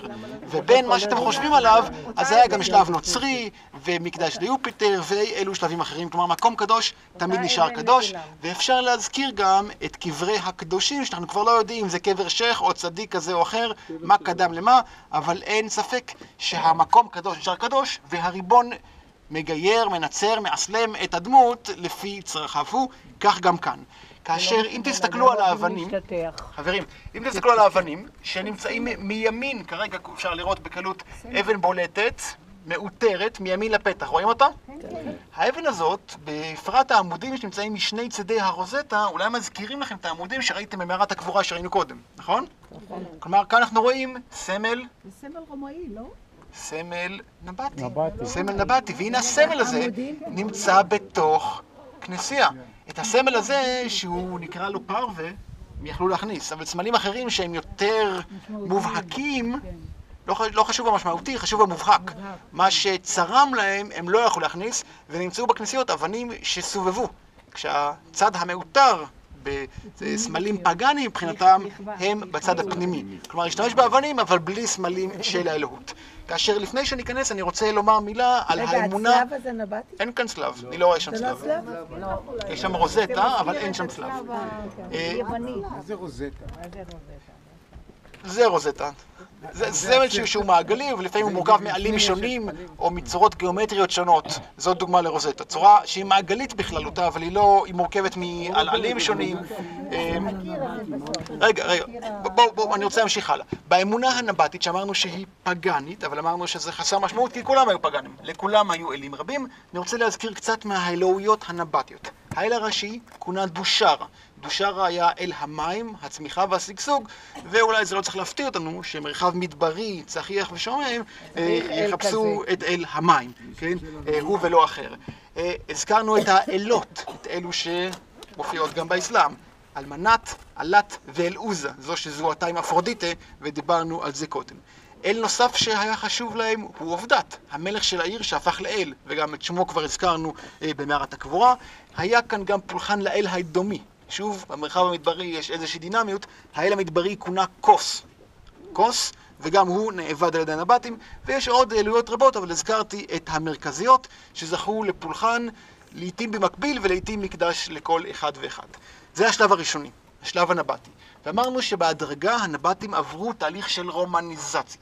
במסגרת התהליך הזה השתנו אורחות חייהם, אבל לא רק אורחות חייהם, אלא גם אופן הפולחן והאמונה. והקראתי לכם קודם כתובת שהתחילה במילה זבס עובדת. זוכרים? במגדל. ולא ביארנו מה זה אומר. מה זה זבס עובדת? מה זה זבס? זבח. לא. זהוס. זהוס. זבס זה זהוס. מה זה זהוס עובדת?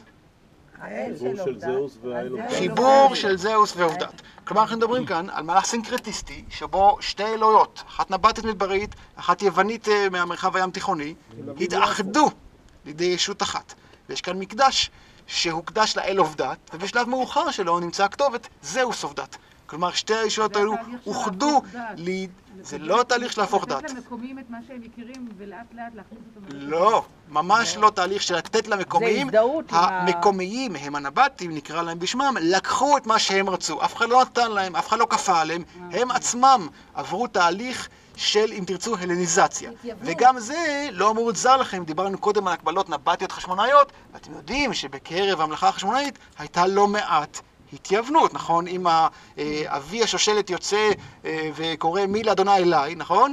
אבל הנכדים שלו כבר קוראים לעצמם כל מיני שמות שהם לא בדיוק עבריים, נכון? מה זה אלכסנדר ינאי? אלכסנדר על שם משה או על שם אלכסנדר הגדול? מה זה אלכסנדר? זה שם עברי או יווני? ויוחנן הורקנוס וכן הלאה וכן הלאה. כמובן שהשמות האלו הם רק סמל להשפעה תרבותית מאוד מאוד משמעותית. זה היה שם אצל החשמונאים וגם כאן. אצל הנבטים. אז אף אחד לא נתן להם, כמו שנאמר כאן, אלא הם לקחו. הם אימצו, הם הושפעו תרבותית, אמונית, ובעצם נוצר כאן סינקרטיזם. אבל כאן לא הסתיים הסיפור. זה השלב הרומאי. לימים, האימפריה הרומאית מתנצרת. שנת 325 חל התנצרות. עכשיו ברור, חברות וחברים, שאף אחד לא יתעורר בוקר אחד ב-325 ואמר, אוי, היום מתחילה התקופה הביזנטית, איזה יופי. מדובר בתהליך היסטורי, הדרגתי, שנמשך תקופה ארוכה, וככל שאנחנו מתרחקים מהמוקד אל הפריפריה האימפריאלית, התהליך הזה נמשך זמן ממושך יותר ויותר. אם תשאלו אותי מתי זה יתרחש כאן, אני לא יכול לתת לכם תשובה מובהקת, א', כי אין תאריך. זה תהליך ולא תאריך, אבל אני אומר שאי שם בסוף המאה הרביעית ואל תוך המאה החמישית יתרחש תהליך ההתנצרות. זו הכנסייה הראשונה שאנחנו רואים, בהמשך נראה עוד כנסייה, השנייה שאנחנו נראה, הראשונה באתר, וכשנראה אותה אני אגיד לכם איך אני יודע שיהיה ראשונה, ושם אני אוכל לא רק להגיד שיהיה ראשונה, אלא גם להצביע על ממצא חומרי שמראה לנו את תהליך ההתנצרות. ממש כך, ממצא חומרי שמראה את תהליך ההתנצרות של האוכלוסייה המקומית היא הנבטית, שכבר עברו רומניזציה קודם לכן. והנה הם עוברים שלב נוסף, פאזה חדשה, עכשיו הם מקבלים על עצמם את האמונה בישוע ובשילוש הקדוש. שוב, תהליך הדרגתי, יש להניח שיושבי הערים הקדימו את הכפריים, כפי שקרה בקרב החשמונאים ובכל החברות. חברה חקלאית היא בדרך כלל יותר שמרנית ומסורתית מאשר העירוניים שנחשפים לתרבות העל, לאמריקניזציה היום, לאיוניזציה, אז לרומניזציה וכן הלאה, אבל תהליך בסופו של דבר שטף כאן את האזור וכולם התנצרו. כן? ממש כך. עכשיו, היו המון מאבקים בפנים בכל שלב של... אני מתאר לעצמי שהיו, כפי שאנחנו מכירים ממקורותינו, אבל לצערי אין לנו די חומר כתוב, ואין לנו שום עדות על מאבק הזה, למרות שאני בטוח שהיו. כן? אבל אין לי את היכולת להראות לכם את זה, כי פשוט יש הרבה פערים. אולי מי מכם מפתח מכונת זמן נוכל לחזור ולראות את המאבק, אבל אין לנו. אבל בשום שלב זה לא נעשה על ידי כפייה? בשום שלב זה לא נעשה על ידי כפייה? ככל הידוע לנו לא. אין כאן שום עדות לכפייה. בסדר? מה טווח השנים של התהליך הזה, אופיר? 330 עד 400 ומשהו. השאלה כמה תושבים מנה היישוב היא שאלה טובה שאין לה תשובה. אין לה תשובה מכיוון שמרבית התושבים לא חיו בעיר, אלא במרחב הכפרי הסובב. ואין לנו בעצם ידיעה איך הם חיו באוהלים וכדומה. העיר סיפקה את השירותים המרכזיים, שירותי דת, שירותים מנהלתיים ואחרים, אבל לרוב חיו מסביב. ולכן אנחנו לא יודעים. השאלה כמה אנשים חיו בנגב מחקלאות, לזה יש הערכה. כ-30,000 בוגרים חיו בנגב מחקלאות כדי לסבר את האוזן. כיום, לאחר 50 שנה של מאמצים של ממשלת ישראל שהחלו מימיו של בן גוריון, 2,000 איש חיים מחקלאות כיום. כן? רק כדי לעשות איזשהו מאזן, ואני ארחיב את זה. נסתכל על השדות ויש, לא, ממש, זה לא נכון, אני מתעלם כרגע מהערבה הדרומית הרחוקה, אבל אם נסתכל על המרחבים האלו, שטחים אדירים שהיו מכוסים בשדות חקלאיים, כיום נטושים. כלומר, לא, הדברים ברורים. אבל לפני שניכנס לתוך הכנסייה ואצביע בה על כמה דברים, אני רוצה להוסיף עוד שאלה ולשאול, חבר'ה, לשאול למה יש כל כך הרבה כנסיות. יש כאן כנסייה, ונלך תכף 20 מטר ונראה כנסייה נוספת, ובכל האתרים בנגב יש אין סוף כנסיות. 20 במספר, כשברור שהאוכלוסייה כאן לא ממש דורשת זאת, ולא, אין כאן אשכנזים וספרדים, אז לא זו הסיבה. ובכל זאת, נשאלת השאלה, למה יש כל כך הרבה כנסיות במרחב? להראות את הנוכחות של הרומאים. ויש לכך כמה תשובות. אומרים כאן נזירים מתבודדים, ונזירים מתבודדים אכן היו, אתם הייתם בעין עובדת אתמול, וראיתם שם, לא, קסר אליהו זה מרחב אחר, לא צריך, לא. יש נתק מוחלט. ראיתם בעין עובדת לדוגמה את המערות שבהם חיו נזירים ואכן חיו נזירים, אבל זה בשוליים. גם כאן מדובר במנזר. מעבר לסכמה יש מבנים צידיים, אלה מבנים של המנזר. אבל לא בגלל זה יש כל כך הרבה כנסיות. הסיבה שיש כל כך הרבה כנסיות היא משולשת. פעם אחת, בגלל שיש תיירות. איזה תיירות יש בעולם העתיק? דתית. צליינים. לא לעלות לארץ ישראל, אלא המקורות הכתובים מתארים שעולים להר הקדוש. הר הקדוש הוא סנטה קטרינה בסיני. יש תיירות צליינית דתית מכל המרחב האירופאי של עולים לקודש. אני לא אוהב את המונח עולי רגל, כי עולי לרגל זה ברגלים, והם לא עולים ברגלים, עולים לקודש, שנעו אל עבר המדבר לסנטה קטרינה, ויש תעודות שהם משתמשים בשירותים ולנים באכסניות והם משלמים למורי דרך. משלמים יפה דרך אגב, כן? נעים להר הקדוש. כאשר מי שסיפק להם שירותים, אני מאז, כן. מי שסיפק להם שירותים, אלה הם הכנסיות. כלומר, יש ריבוי כנסיות פעם אחת, בגלל הצליינות הדתית הזאת, שברור שאנשים שהוליכים לשם בגין איזשהו מסע אמוני, ירצו כל יום, בכל תחנת דרכים, להתפלל בכנסייה. כן? בכל יום ויום. אולי לא במקום, המרחק בין הנמל הכי קרוב לעולי הרגל היה יפו, לדעתי. והמרחק לנמל אלכסנדריה, לנמל במצרים, לסנטה קטרינה, המרחק הוא קצר יותר. כאילו גם בתי כנסיות אמורים להיות מסנטה קטרינה לכיוון... כן, יכול להיות שגם משם נעו, אבל יש לנו עדויות ברורות, תעודות שנעו, והתשובה הפשוטה היא אולי שהם לא באו רק לשם. באו לגליל, ובאו לכנרת, ובאו לירושלים, באו לבית לחם, והלכו הלאה, וניסו לשחזר את מסע בני ישראל למדבר, ועשו את המסע. כלומר, הם לא באו רק להר הקדוש, כלומר, זה ניסיון להסביר את זה, אבל התשובה הפשוטה היא שיש לנו עדויות חד משמעיות מהאתרים האלו, שיש כאן צליינים שנעו ושחו מורי דרך. אז כלומר, אין סימן שאלה, מה שאמרתי זה ניסיון להסביר. אני לא יודע למה, יכול להיות שהגיעו חלק ישירות לשם, אבל זו המציאות בשטח. פעם נוספת, זה שהרבה מהאוכלוסייה לא חיה בערים. בעצם עניתי על זה קודם, יש מרחב כפרי משמעותי. כלומר, ערים, הרבה מהאוכלוסייה לא חיה בערים האלו, כדוגמת עובדת, אלא המרחב הכפרי הסובב. האנשים האלו חיו בביתם ועבדו את האדמה ונהנו מהחיים, אבל פעם בשבוע או פעם בשנה לטקסים כאלו ואחרים היו צריכים את הכנסייה.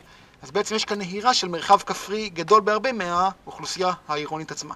זו סיבה שנייה. והסיבה השלישית היא שהאימפריה הביזנטית שלטה במרחבים גדולים בעזרת הזרוע, נקרא לה הזרוע המנהלתית שלה. והזרוע המנהלתית הייתה פעמים רבות הזרוע הכנסייתית. אנחנו מכירים את זה מהרבה מקומות. בתקופה הביזנטית יש לנו בישופים של ירושלים שהם ראשי העיר. אנחנו מכירים שהרבה מהנזירים במרחב הירושלמי המדבר יהודאי הם אנשים חשובים במנהל האימפריאלי. ואם יש כאן ניסיון אימפריאלי לבסס סדר ושליטה, צריכים זרוע מנהלתית משמעותית, והזרוע הייתה הזרוע הכנסייתית. אז הנה 3 סיבות שהתלכדו יחדיו, ויחדיו מסבירות למה יש כאן את ריבוי הכנסיות. שוב, לא ספרדים אשכנזים, אלא סיבות אחרות. ואחרי הדברים הכלליים הללו, בואו ניכנס לכנסייה ונתרשם מהדברים. נוכל לראות שם את הבימה, את המזבח, את הסורג, את 2 תורי העמודים, 3 הפרוזדורים, את כל מה שרואים בכנסייה. בואו ניכנס.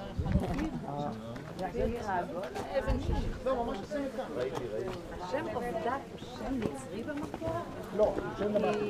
כי יש המון דברים קטנים בסיומת, זה הרוז. שמעתי על זה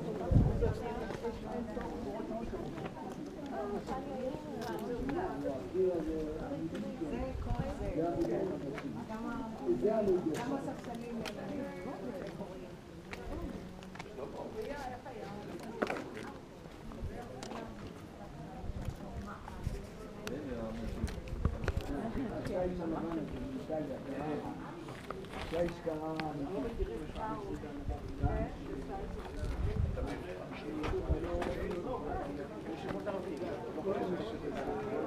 לא תחום ההתמחות שלי להגיד.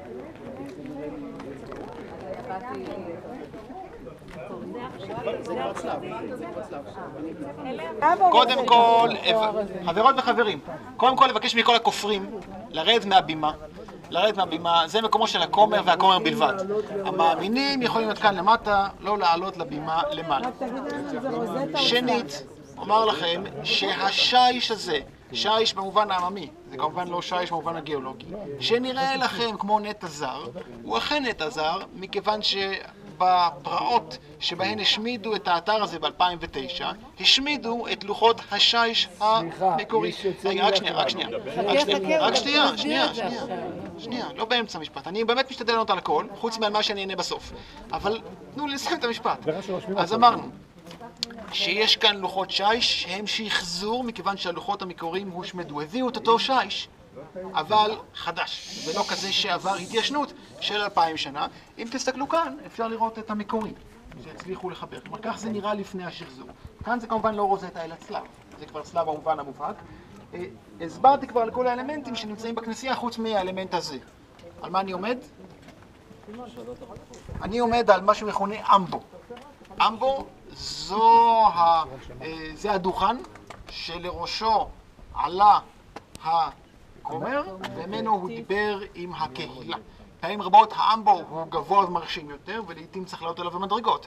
מזכיר קצת, אם תרצו, את המינבר מסגדים. ראינו אותו רעיון, כאן עמד הכומר ודיבר לפני שהוא נכנס אל תוך הבימה וביצע את טקס המיסה האוקריסטה, כלומר הפך את הלחם ואת היין לבשרו ודמו של ישוע.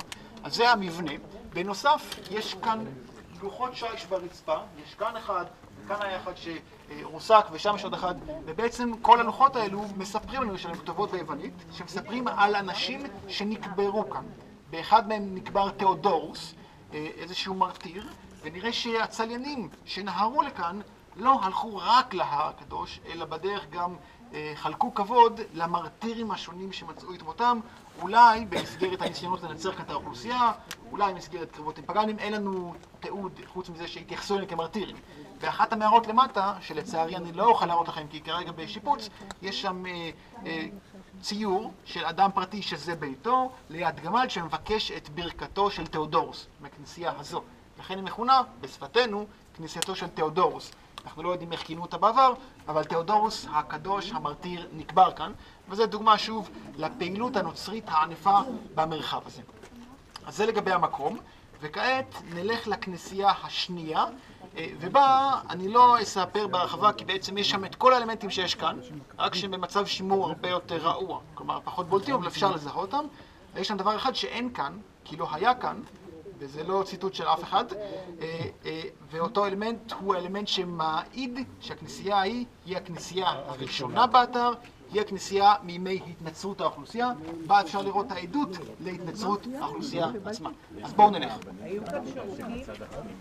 טוב וחברים, לפני שניכנס את הכנסייה השנייה עליה סיפרתי לכם, אני רוצה להראות לכם דבר נוסף. אני רוצה להראות לכם שריד של מקדש נבטי, מקדש שחרב, אבל השער שלו שוקם. אנחנו רואים כאן תחזית של מקדש נבטי, כאשר המיקום של מקדש נבטי הזה מאוד מעניין. המקדש הזה נבנה על קצה הפלטפורמה, ובעצם אני יכול לומר שהפלטפורמה הזו היא לא מקורית. כלומר, כדי לבנות המקדש, שרצו שיהיה בולט מעל סביבתו, ושמי שנמצא למטה יראה אותו בקלות, ואני בטוח שכולכם שמתם לב איך עובדת בולטת מעל לפני השטח, הרבה הודות למקדש הזה, ולצורך בנייתו בנו פלטפורמה. מכירים מישהו שבנה פלטפורמה? אנחנו כמובן צריכים להיזכר בהורדוס, שכדי לבנות את המתחם הפולחני הגדול שלו, היה צריך להגדיל את ההר, את הר המוריה שהיה עגול. מה לעשות, הוא רוצה לבנות מתחם גדול, אז הוא ריבע את ההר, לצורך זה הוא בנה כתלים, את 4 הכתלים, הכותל המערבי, הדרומי, המזרחי והצפוני, שהם בעצם קירות תמך לכל דבר ועניין, ובין הקיר לבין ההר הטבעי הוא מילא באפר ובאבנים ומחסנים ומה לא, ובראש זה הוא יצר פלטפורמה שעליה הוא יכול היה לבסס את המתחם הפולחני, את בית המקדש. וגם כאן אנחנו רואים את אותה פלטפורמה, וכשנרד המדרגות, עוד כמה דקות, גם תוכלו לראות את קירות התמך, את הכתלים. זה הכותל המערבי, ושם זה הדרומי וזה הצפוני, אותו דבר, הקנה מידה הוא יותר קטן. אבל אותו רעיון נמצא גם כאן, כדי לבסס את המקדש בקצה המערבי הבולט של שן הסלע, כדי שהוא יהיה רם ונישא מעל לסביבתו. זה המקדש שהוקדש לעובדת, ולימים הוסב לזהוס עובדת, כפי שדיברנו במסגרת אותו סינקרטיזם, ולימים כשהנצרות השתלטה, המקדש הושמד, הרבה מהאבנים שלו נלקחו ושימשו בכנסייה בהיפוך, שחס וחלילה הסמלים הפגנים לא יראו בתוך הכנסייה, אלא הוסתרו בתוך הקירות. ולפני שנצעד לקצה הפלטפורמה, איך יודעים את זה? חשפו אחר כך? כן, עשו במסגרת השיקום, זה עבר שיקום, לא הכל נמצא בנוי. במסגרת השיקום ואיזה מין סמלים פגנים מצאו? מה הם היו עושים? רגע, שנייה. במסגרת, לפני שנצעד לקצה הפלטפורמה ונראה את השדות החקלאיים ואת הגפנים העייפות ממשקל האשכולות, אני רוצה שניכנס לכנסייה. ואני לא אסביר את כל מה שרואים שם, כי אתם כבר יודעים. כל מה שראינו בכנסייה הקודמת נמצא גם כאן. אני רוצה לראות לכם אלמנט אחד שאין שם. בואו ניכנס ונראה מה. מי שראה את הכנסייה, שיבוא לכאן. אני רוצה להראות לכם משהו בחלק האחורי.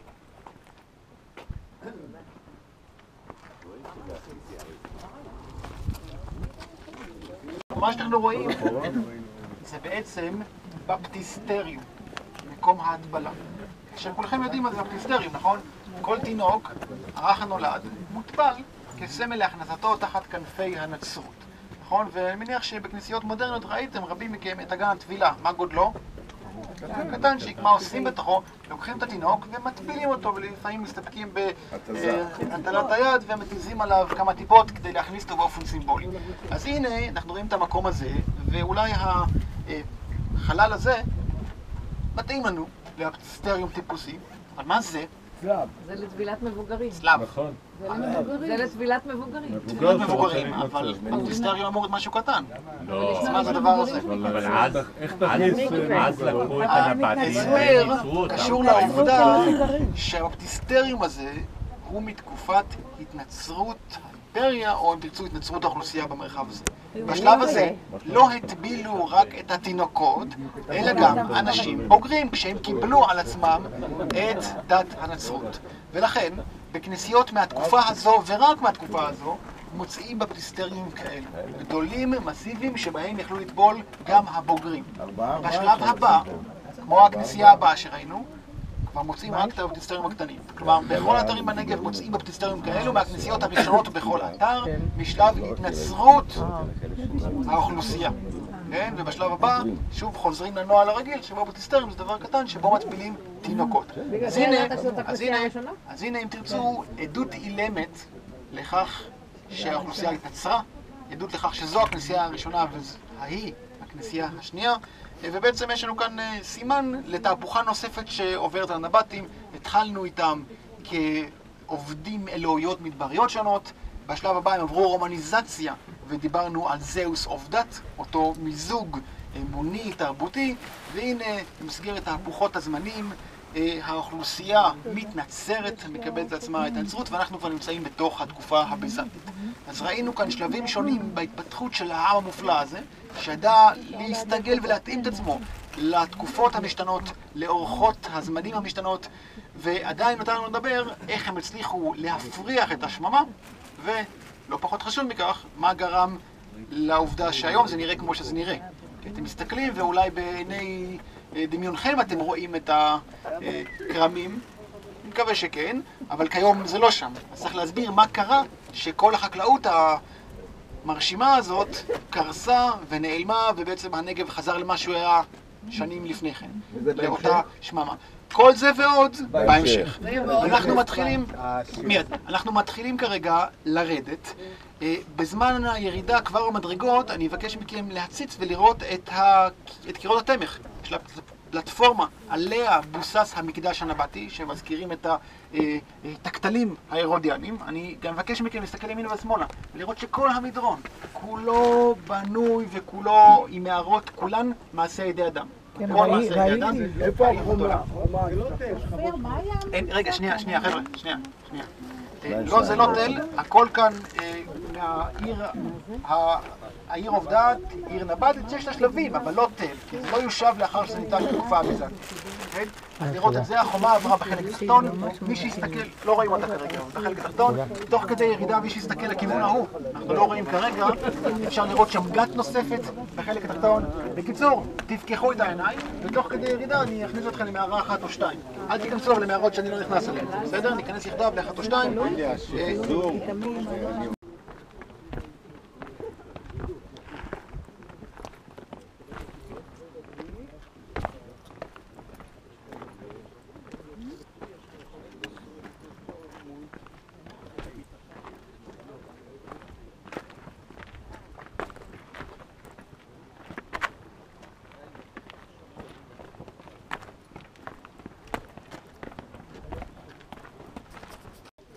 היא אחרונה 6 שעות. בדרך כלל החובש אמור...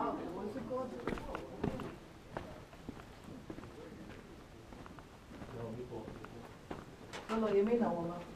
ימינה, כן. אבל אף אחד לא מחכה. חבר'ה יגיעו, זה ששם הולכים... כנראה שהמשיכו ללכת, יש פה הרבה...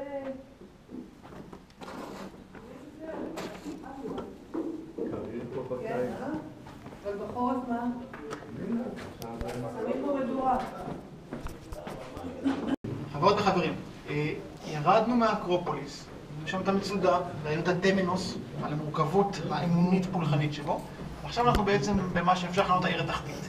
העיר התחתית מאוד מעניינת מבחינה זו שיש כאן הרבה מאוד מתחמים, וכל מתחם מורכב מחלק חצוב ומחלק בנוי. בחדר שבו עברתם הרגע אפשר לראות בבירור, וגם כאן כשנמשיך במורד אפשר לראות את הקשתות שאתם כבר רואים, וזה חלק מחלל אחד.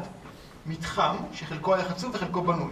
היתרון בזה הוא ברור, שכן כשחוצבים מוציאים אבנים שהם גם בונים. זאת אומרת, באותו מאמץ אני יוצר שני חללים, אחד חצוב ואחד בנוי, והיתרונות ברורים. החללים הללו היו חדרי מגורים, חדרי תעשייה, הכל בהתאם לצרכים של כל בית משפחה וצרכיו הוא.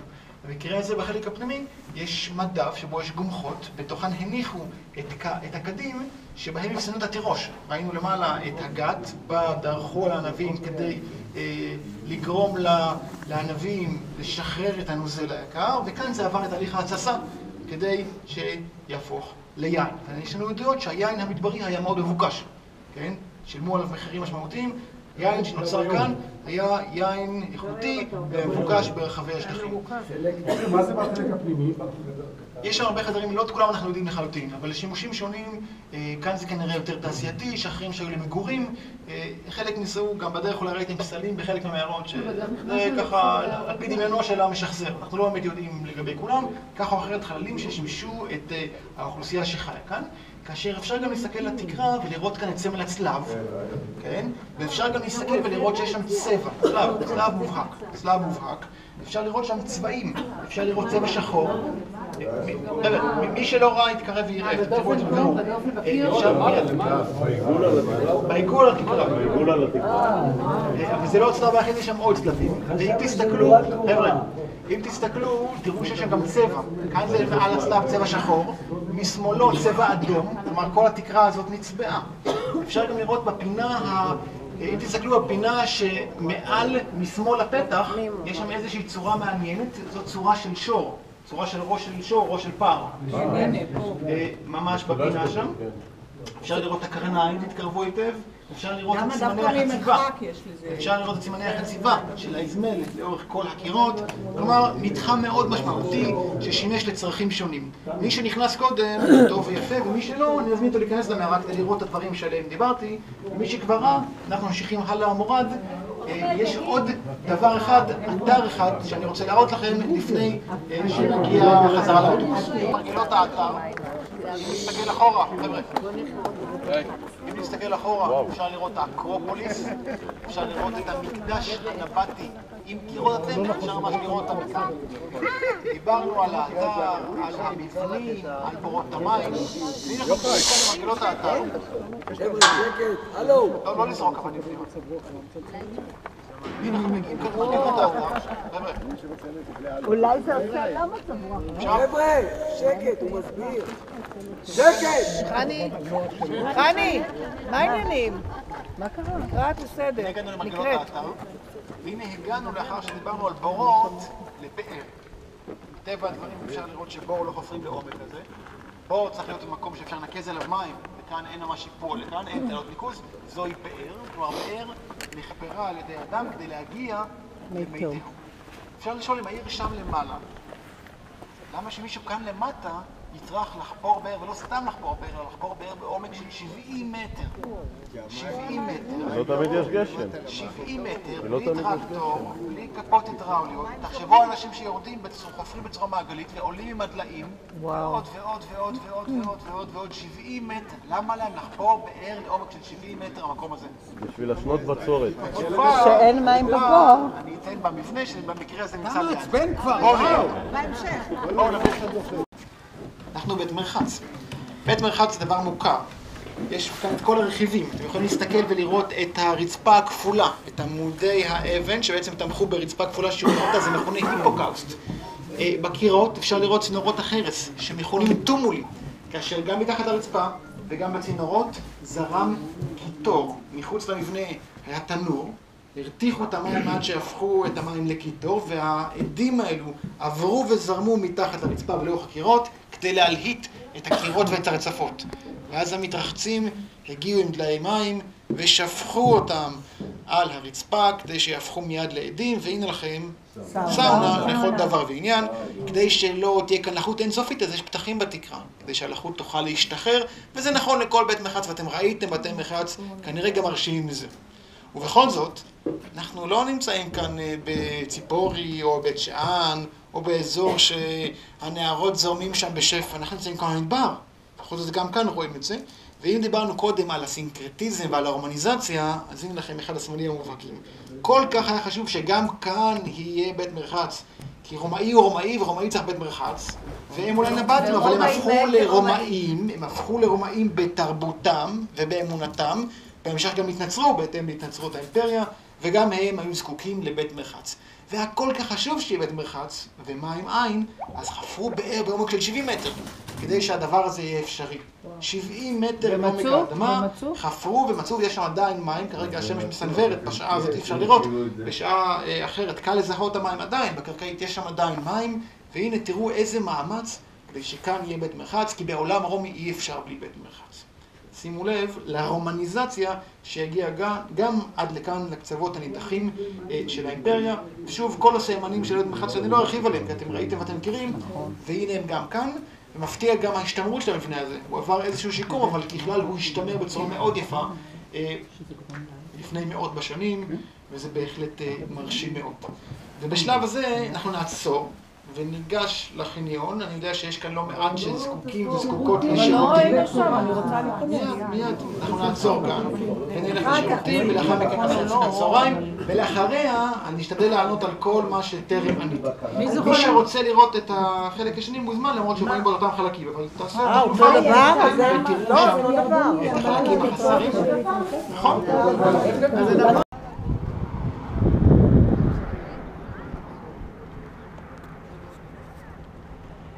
חברות וחברים, אולי נדמה לכם, חבר'ה, אולי נדמה לכם שאתם באמצע שום מקום. הגמל משם, אתה רואה?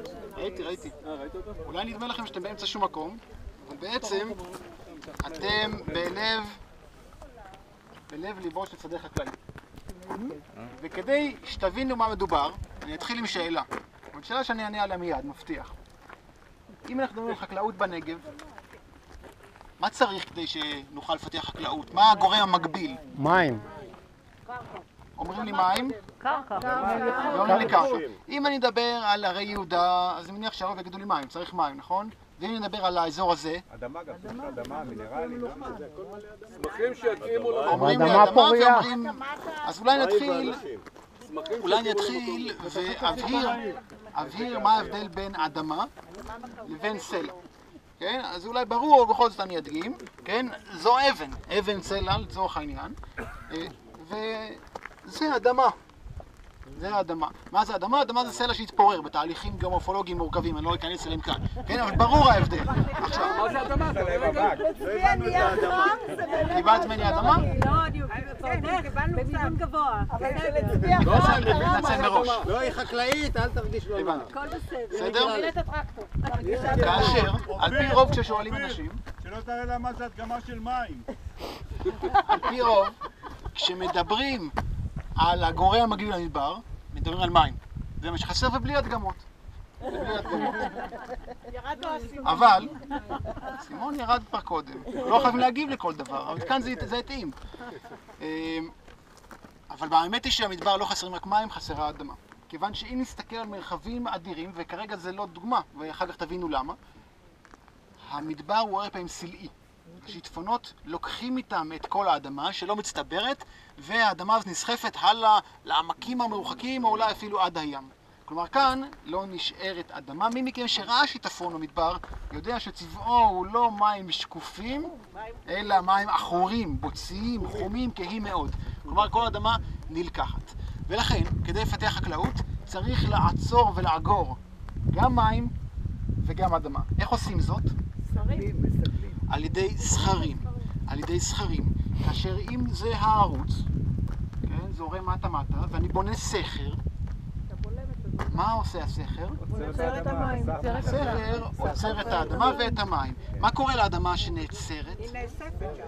נעצרת ובאה עוד שיטפון ועוד שיטפון, ובסופו של דבר הסכר הזה שבולט כקיר בולט, מפסיק להיות סכר והופך לבעצם טרסה. יש לנו קיר ומעליו משטח ישר, אבל זה לא היה המצב הראשוני. בשלב הראשוני מדובר על קיר בולט, על סכר לכל דבר ועניין, שעצר את האדמה ואת המים לאט לאט, שנה ועוד שנה ועוד שנה, עד שנאגרה די אדמה, כדי שהסכר יפסיק להיות סכר והוא הופך בעצם לקיר תמך של טרסה. כן? אז זה בעצם העיקרון הראשוני שמחייב, בשביל לפתח חקלאות במדבר, מחייב לעצור ולאגור מים ואדמה. את שני הדברים גם יחד. כאשר בנוסף לכך, דיברנו קודם על בור, וראינו שהבור לא מתמלא מחולייתו, נכון? אין הקומץ משביע את הארי ואין הבור מתמלא מחולייתו, הוא חייב לנקז מים משטחים רחבים יותר. ואם אני אלך למדרון, כדוגמת המדרון הזה, או כדוגמת המדרון של עובדת, או כדוגמת כל אחד מהמדרונות שמקיפים אותנו, ואתרס אותו, כמו בהרי יהודה, כמו בגליל, כמו בכרמל, כמו בכל מקום. מה יקרה? מה יגדל? המים בוואדי, בזה, לא, אני מתרס כרגע את המדרונות. מה יגדל? מה יגדל על השטחים? דבר לא יגדל שם. כיוון שהיא יורדת כמות מינימלית של משקעים, באזור הזה 150 מילימטר, וזה לא מספיק. כדי שאני אפתח חקלאות, אני צריך לנקז מים משטח גדול יותר. לכן לא מספיק לי לבנות טרסות שיקבלו את מי הגשם היורדים עליהם. כלומר, חקלאות בעל איננה אפשרית, בעל על שמו של אל הגשם הכנעני, אתם מכירים ודאי, זה לא אפשרי.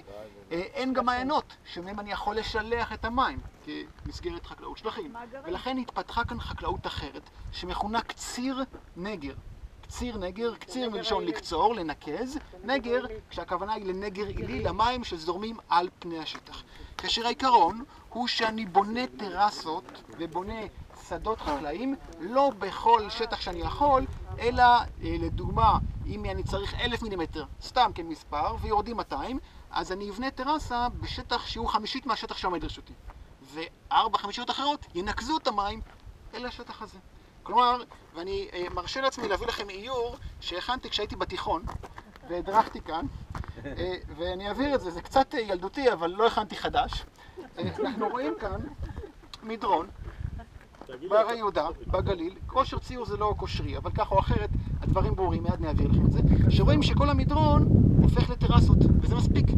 ואילו בנגב זה לא מספיק, אז כל המדרון חשוף, ורק בתחתיתו בונים טרסה אחת. אתם יכולים להעביר את זה, הדברים ברורים גם במילים, אחת או שתיים, תלוי באורך המדרון, תלוי ביכולת המים. זה סכמטי כמובן, אבל להבין את העיקרון שעומד מאחורי זה. כמה הוצאת אגב של הדבר הזה? כמה הוצאתי? כמה קיבלת? הדרכתי, עשיתי את זה בשביל להדריך להנאתי, הדרכתי בחברה להגנת הטבע. מה, בבית ספר יסודי כבר ידעת שזה יהיה להדרכה? אז הכנתי את זה כדי להדריך, הדרכתי בחברה להגנת הטבע בתיכון. לא. זה בגליל. נמשיך הלאה. זה בנגב. זה במדרונות. מה קורה בערוצים? הערוצים זורמים מים ממילא, מהשיטפונות. ולכן אני יכול להשתמש במים האלו. ולכן את הערוצים אפשר לבנות סכרים בערוצים עצמם. אם מדובר בערוץ גדול מאוד, שעוצמת המים בו היא אימתנית, ואם אני אבנה בו סכר, מה יקרה? הסכר הזה יילקח בשיטפון הראשון. ולכן הנבטים שידעו את אורחות המדבר, דיברנו על ההיכרות האינטימית שהם פיתחו, התאימו את היכולות הטכנולוגיות החקלאיות לממדי הערוץ. בערוצים הגדולים ביותר הם לא ניסו לסחור אותם, אלא ניסו בעזרת סכרים אלכסוניים כאלו שהמים לא פוגשים אותם מזווית ישירה, אין התנגשות, ולכן הם פשוט הטו את המים לשדות משני הצדדים, לשתי הגדות. בערוצים קטנים יותר הם בנו סכרים שהאטו את המים, כדי שהם לא ישטפו את הסכרים, ואחרי שהם הואטו הם יכלו להמשיך לזרום הלאה. בערוצים הקטנים יותר הם בנו סכרים מזווית 90 מעלות, כדי שתאגור את כל מעט המים שזורים שם אליה. כלומר, הם הכירו היטב את הערוצים, את עוצמת השיטפונות האפשריים, והתאימו את הטכניקות למצב בשטח. כאשר כל ערוץ וערוץ זכה לפתרון שהתאים לו, כל המדרונות עובדו לצורך העניין. עובדו זה לא אומר שעל כל פיסת מדרון הייתה זרעו זרעים, לפעמים רק בחלק התחתון, בהתאם, הכל בהתאם ליכולת השטח, מתוך ניסיון למקסם את היעילות החקלאית. כאשר אני יצרתי כאן מכמה סיבות, אני רוצה להראות לכם א', את הכתם הירוק הכהה. רואים אותו? מה זה הכתם הזה? אני אולי עוד אתחיל עוד קודם, לא יודע כמה יצא לכם להסתכל למדבר, אפשר להסתכל עליו מלמעלה מעובדת, בטח בצילומי אוויר, גם בגוגל מפס אם תסתכלו ותראו את זה, ואם תנסו לזהות מלמעלה איפה עובר הערוץ. אם זה לא מפה טופוגרפית שיש בה סימון כחול, כן, כאן אין כחול בשטח. מים לא זורמים כאן רוב ימות השנה, וגם כשהם זורמים הם לא כחולים, הם חומים. ואם ננסה במבט מלמעלה לזהות הערוצים, הם יראו ירוקים כהים, נכון? למה? צמחייה יודעת לעשות לבד את מה שהנבטים למדו לעשות. הערוצים מנקזים אליהם כמות גדולה של מים, ולכן שם ורק שם גדלה צמחייה. דרך מהערוצים, ואנחנו מוצאים את עצמנו מרחבים שואמים לחלוטין. הסיבה ששם יש כתם ירוק הזה, זה בגין לימן. לימן זה מעשה ידי אדם, כאשר בעצם לוקחים איזשהו משטח בדרך כלל בערוץ, אבל לאו דווקא, מקיפים אותו בסולות משלושה או ארבעה כיוונים, והמים שזורמים לתוך המשטח הזה מתנקזים לחלק המרכזי, לחלק האמצעי, הנמוך יותר. בחלק המרכזי ההוא יש יותר מים מאשר אלו שיורדים עליו באופן טבעי, ולכן יש שם עצים שגדלים. בעצם הלימנים נבראו כדי לפתח את החקלאות. אנחנו מכירים את זה גם מימי המדינה, אבל האמת היא שהפתרון זה הפתרון נבטי. הנבטים יצרו לימנים כדוגמת זה, שבהם זה לא סוג של מאגר מים, זה סוג של שדה חקלאי. אין שם מים, רק אחרי שיורדים גשמים יש שם מים לשבוע-שבועיים, בהמשך הם מחלחלים לעומק, אבל הם נותרים שם ומספיק מחלחלים לעומק כדי לאפשר לעצים, לצמחייה, ליבולים שם, להצליח לשגשג ולפרוח. אז הלימן הזה עבר שיקום על ידי אבן הרי שדיברנו עליו שם, שעשה כאן מטע של פיסטוקים. פיסטוקים בניסיון לשחזר חקלאות נבטית. אז הוא עבר שחזור, אבל הלימן הוא עתיק ביסודו, הוא לימן נבטי לכל דבר ועניין. וסיבה נוספת שעצרתי כאן, מעבר ללהראות לכם את הלימן, זה בעצם לשאול אתכם על מה אנחנו עומדים כרגע. ערוץ של נחל. אנחנו לא ערוץ של נחל, נחל הצין זורם שם למטה, אנחנו לא על הערוץ, אנחנו בגדה. שבשיטפון אולי. ובעצם אני אתרחק מעט, לא הרבה, ממש לא הרבה, ואם אני אעמוד כאן, מיד תבואו ותראו שכאן יש קיר, אבן. אתם תעברו את זה ותראו אותו גם כן. כלומר בעצם, אתם עכשיו יושבים על שדה נבטי. זה היה סכר, והמפלס כאן נמוך יותר. אתם כרגע יושבים על מילוי אדמה נבטי. כל השטח כאן מסביב. עצרתי כאן כי הקיר כאן השתמר טוב יותר. אבל אם תסתכלו אחורה, תראו שכל המרחב הזה הוא שדות נבטים. כאשר ברגע שהשדות האלה החלו לפרוח, עוד הישג היה שהפרופיל של הערוץ, שהוא בדרך כלל תלול יחסית, התמתן. הוא הפך למישורי, כן? קיר, מישור וכן הלאה. ובעצם יש כאן מיתון של האזור ופריחה חקלאית. אז אנחנו לא עומדים כאן על אדמה טבעית, במקור היו כאן סלעים ולא אדמה, רק בזכות הסכר הזה שהפך למדרגה חקלאית, נוצר כאן מילוי שאפשר את החקלאות, חקלאות שהתאפשרה בזכות המים שנאגרו, ובזכות מים שהוטו מנחל הצין בחלקים עליונים יותר, ובעצם זרמו כאן והשקו את השדות החקלאיים. כן, המים שחלחלו פה בשיטפון, לאיזה עומק הרזיקו, כמה מה, לא חלחלו הלאה? השאלה הזאת תמיד עולה, אבל אני לא יודע להגיד בדיוק עד לאיזה עומק זה חלחל. באדמות היום. אני אענה לך בצורה פשוטה. מה השאלה הקודמת? שאלו עד לאיזה עומק זה חלחל ואיך זה הספיק להם. והתשובה הפשוטה היא שבדרך כלל אנחנו מגדירים מדבר, ואני לא אכנס כאן כרגע להגדרות של מדבר שהן רבות ומורכבות, אבל בדרך כלל ההגדרה הבסיסית ביותר, שהיא לאו דווקא מדויקת, אבל אני אשתמש בה כרגע, היא שמדבר הוא המרחב שיורדים בו 200 מילימטר ומטה. נכון? וההגדרה הזאת נובעת מהמקום, מהמרחב שבו אפשר לפתח גידולי בעל או שאי אפשר. כלומר, המקום שבו יורדים מעבר ל-200 מילימטר, ניתן לגדל גידולי בעל. כלומר, 200 מילימטר, 210 מילימטר, מספיקים, סכמטית, כן, לגידולי בעל. ואני יכול לשאול שם את השאלה, מה, 210 מילימטר מספיקים? יורד הגשם, ואחר כך בא הקיץ, מתייבש, וזה מספיק? אבל זה מספיק. כי המים מחלחלים והשורשים שואבים את מה שהם זקוקים לו, ואם זה מחלחל לעומק אז השורשים גם לומדים להתעמק לעומק האדמה, וזה מספיק. אז גם כאן, בעזרת היכולת לנקז לכאן יותר מכמות הגשם שיורדים באופן טבעי על השטח, גם כאן זה הספיק. לשאלתך, התשובה היא שאני לא יודע עד לאיזה עומק בדיוק חלחלו המים. אבל בדיוק כפי שמצפון לקו באר שבע אפשר לפתח חקלאות בעל, גם כאן זה עבד באותה צורה, על ידי יצירת האדמה באופן מלאכותי, על ידי הטיית מים יותר ממה שהשטח נותן באופן טבעי, והנה זה עובד כאן כפי שזה יעבוד מצפון לקו באר שבע. התשובה לזה היא מאוד פשוטה. תגיד לי, זה אדמת לס פה? לא. זה לא אדמת לס. אדמת לס זה במיוחד בבקעת באר שבע. זה לא אדמת לס. זו אדמה מדברית דלה. היא מתפרקת מסילי גיר, זאת לא אדמת לס. אנחנו נגיע לשם. אנחנו נמשיך ללכת. נגיע שם ברגל? עד שם ומעבר. חשבתי אפילו להמשיך תל אביבה. אבות השדות בתל אביב. אופיר, רק שנייה, בעצם המשמעות שאמרת זה בעצם שהשדות ביחס שדיברת עליו, 50... רגע, חבר'ה, יש כאן שאלה, אני אשמח לענות ולהמשיך הלאה עם עוד תשובות. מה שהסברת קודם, שבעצם השטח... אני לא שומע, אני לא שומע. אמרת קודם שבעצם 50, זאת אומרת, השטח שקיבל בעצם פי 5 בגלל שהם גידרו את האזורים החקלאיים, אז בעצם השטח קיבל הרבה יותר מים בצורה יחסית. אז באופן כללי זה יכול להיות 1,000 מילימטר למעשה, נכון? מה, כמות המים שחלקה יכולה לקבל? כן. היא יכולה לקבל 1,000 מילימטר, כן. הכל בהתאם לרצון. אפשר לנקז גם פי 10 אם רוצים. הכל בהתאם לרצון של החקלאי. הוא עושה מה שהוא רוצה ויכול לנתב את זה כאוות נפשו. אבל הוא לא יבזבז את זה, הוא לא ירצה 1,000. אם ב-200 יש לו כבר חקלאות, הוא ירצה ליצור כאלה דברים. אם הוא ייחודי לאזור הנגב, הוא מבטל כלל חקלאות. אבל הוא לא ירצה. הוא לא כלל לזרצון, מוצאים אותו. חבר'ה, בואו ננסה להתמקד. שאלו אותי שאלה ואני אענה עליה ואחר כך אני אמשיך הלאה. שואלים אותי אם זה מקומי או בעוד מקומות, אנחנו מוצאים דברים דומים, לא זהים, גם בצפון אפריקה. שוב, גם שם זה תחת אותו לימס ותחת אותה אימפריה. דברים שונים אבל דומים. ואני לא ארחיב לזה כרגע, זה בקורס צפון אפריקה, נדבר על העניינים ששם.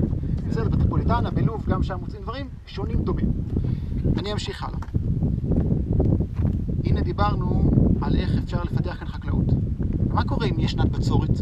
דיברנו 200 מילימטר, דיברנו על מכפלות, הכל טוב ויפה. שנת בצורת, 0 כפול 10, זה עדיין 0. מה עושים? מה עושים החקלאים? אמרנו שנוודים שהתיישבו, בגלל סיבה כזו או אחרת, ברגע שיש מצב גרוע, הם יכולים לחזור להיות נוודים, או לפשוט צפונה. לא, אמרתי כמה אפשרויות, אבל אמרנו שנוודים שהתיישבו יכולים לחזור ולהתנווד, לחזור להיות נוודים ויכולים לנוע צפונה. עכשיו, אם פיתחתי כאן מערכת חקלאית ונטשתי אותה כמצב קשה, מה, השיטפון שיגיע, ייקח את הסכר ולא יהיה עוד סכר. זאת אומרת, מעצם העובדה שיש כאן רציפות, משמע הם לא נטשו. הם לא התנוו, אלא המשיכו לשבת בשטחם על שדותיהם גם בשנים השכונות. איך יכול להיות? התפללו זה טוב, בדרך כלל לא עוזר. שידעו בדרכים איזה שיירות, אין שיירות בדרכים יותר. מה שהתרחש כאן זה הגורם החוץ-מדברי שגם עליו דיברנו. הגורם החוץ-מדברי, אנחנו מדברים על סוף התקופה הרומית וביתר שאת בתקופה הביזנטית, גורם חוץ-מדברי, שלטון מרכזי חזק ויציב שהיה לו את המשאבים ואת האינטרס שיהיה כאן יישוב. כחלק מתפיסת הלימס, שמבוסס על צבא, יישובים ובריתות עם אנשי המדבר. ואם יש לו אינטרס, ודיברנו קודם על מיסים, ושאלתם אותי לגבי התהליך של גביית מיסים, ואמרתי למי שאל אותי שאולי התהליך כאן יתהפך. מה זאת אומרת יתהפך? זאת אומרת, לא רק שהם לא שילמו, אלא שאולי האימפריה שילמה להם. והתשלום לתושבים מקומיים לא אומר שכל יום, הנה, שנה ברוכת גשמים וקחו כסף ותשבו. לא, שנה ברוכת גשמים הם נהנו, מכרו את היין והכל טוב.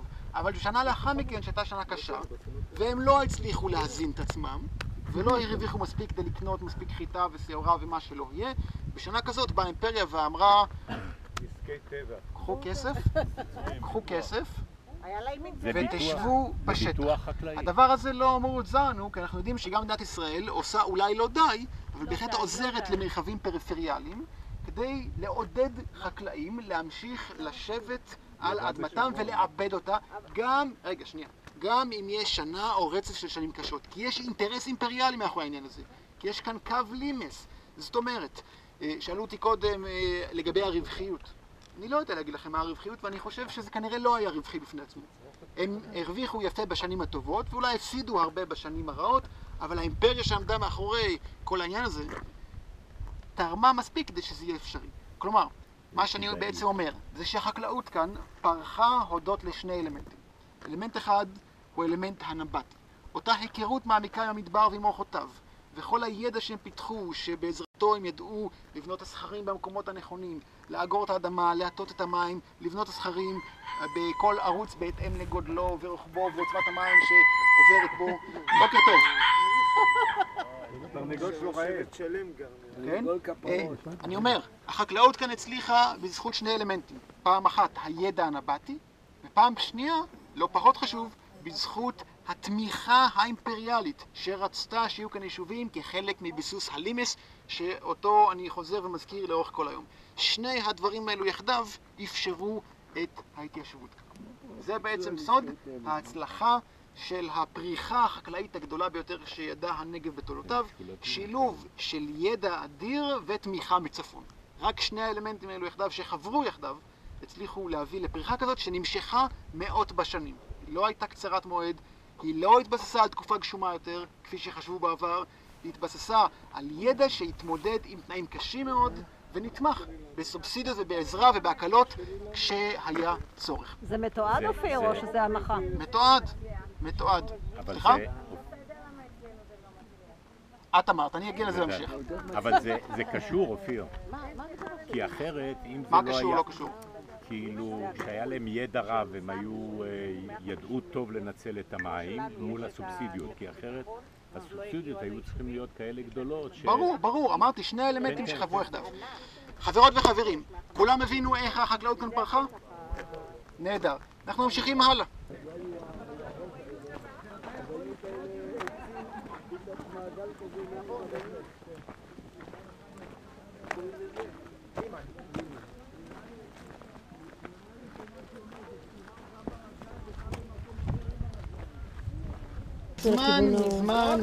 מזמן, בתחילת היום, אמרתי לכם שנבטים זו מילה שפירושה חופרי בורות. ואמרנו שהנבטים ידעו לחפור ולאגור ולהסוות. ואני מניח שאתם שעומדים שם לא רואים את בור המים שמסתתר כאן. והנה בור מים נבטי מאוד משמעותי, שנבנה על דופן הגדה של נחל. כך שהיה כאן איזשהו סכר שנבנה בעינינו, שהיטה את המים, והנה בור מים גדול משמעותי, שהם ידעו עוד אותה, ומי שלא ידע, אין שום סיכוי שהוא ימצא אותו כאן. כן? ואני לא נכנסתי כרגע, אבל אם מגיעים אחרי שיטפונות, אז הבור מלא עד היום.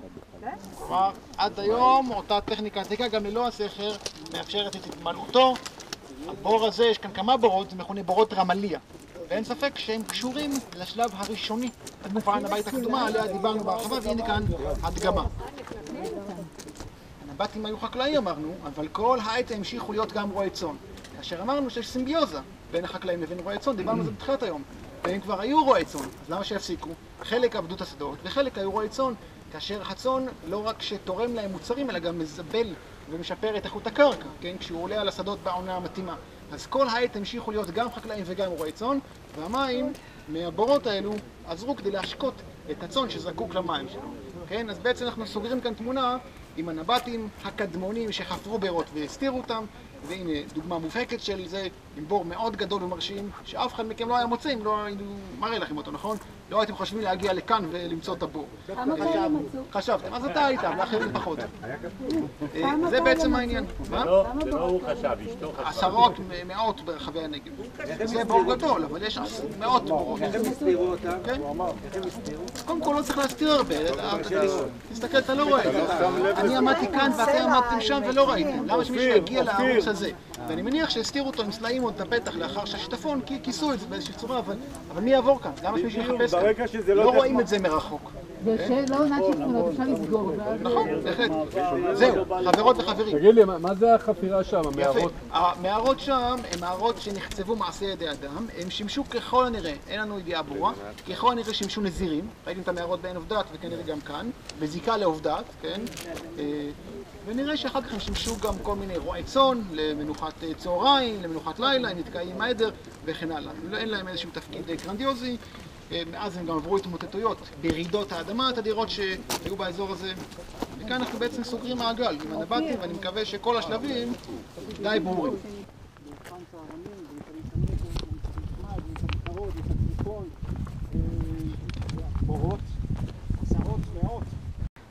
אמרנו שמסתכלים סביב ורואים את השרידים של מה שהיה, אבל גם רואים שמה שהיה כבר איננו. כלומר, כל מה שהיה כאן נפסק. ונשאלת השאלה, למה, מתי ואיך כל העושר החקלאי הזה נעלם כלא היה. אני שומע כאן המון דיבורים איתי ואני מתקשה.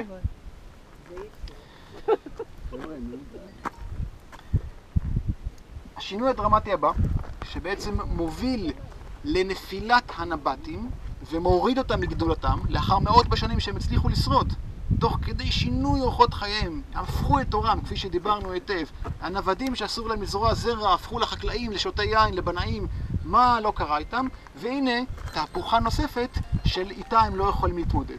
התהפוכה הזאת מתרחשת בשנת 638, כשהמוסלמים שועטים, פושטים וכובשים את המרחב.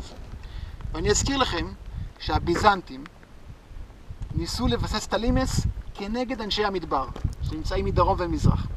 ומה המוסלמים חושבים על אנשי המדבר? מה המוסלמים חושבים על אנשי המדבר? הביזנטים בנו את הלימס כנגד אנשי המדבר. מה המוסלמים חושבים על אנשי המדבר? נראה דעת. מי אלה המוסלמים? הם אנשי המדבר. הם אנשי המדבר. לפני שנה הם באו מערב הסעודית. הם אנשי המדבר. אז מה, הם יבנו לימס כנגד אנשי המדבר? הם אנשי המדבר. הם באו מהמדבר.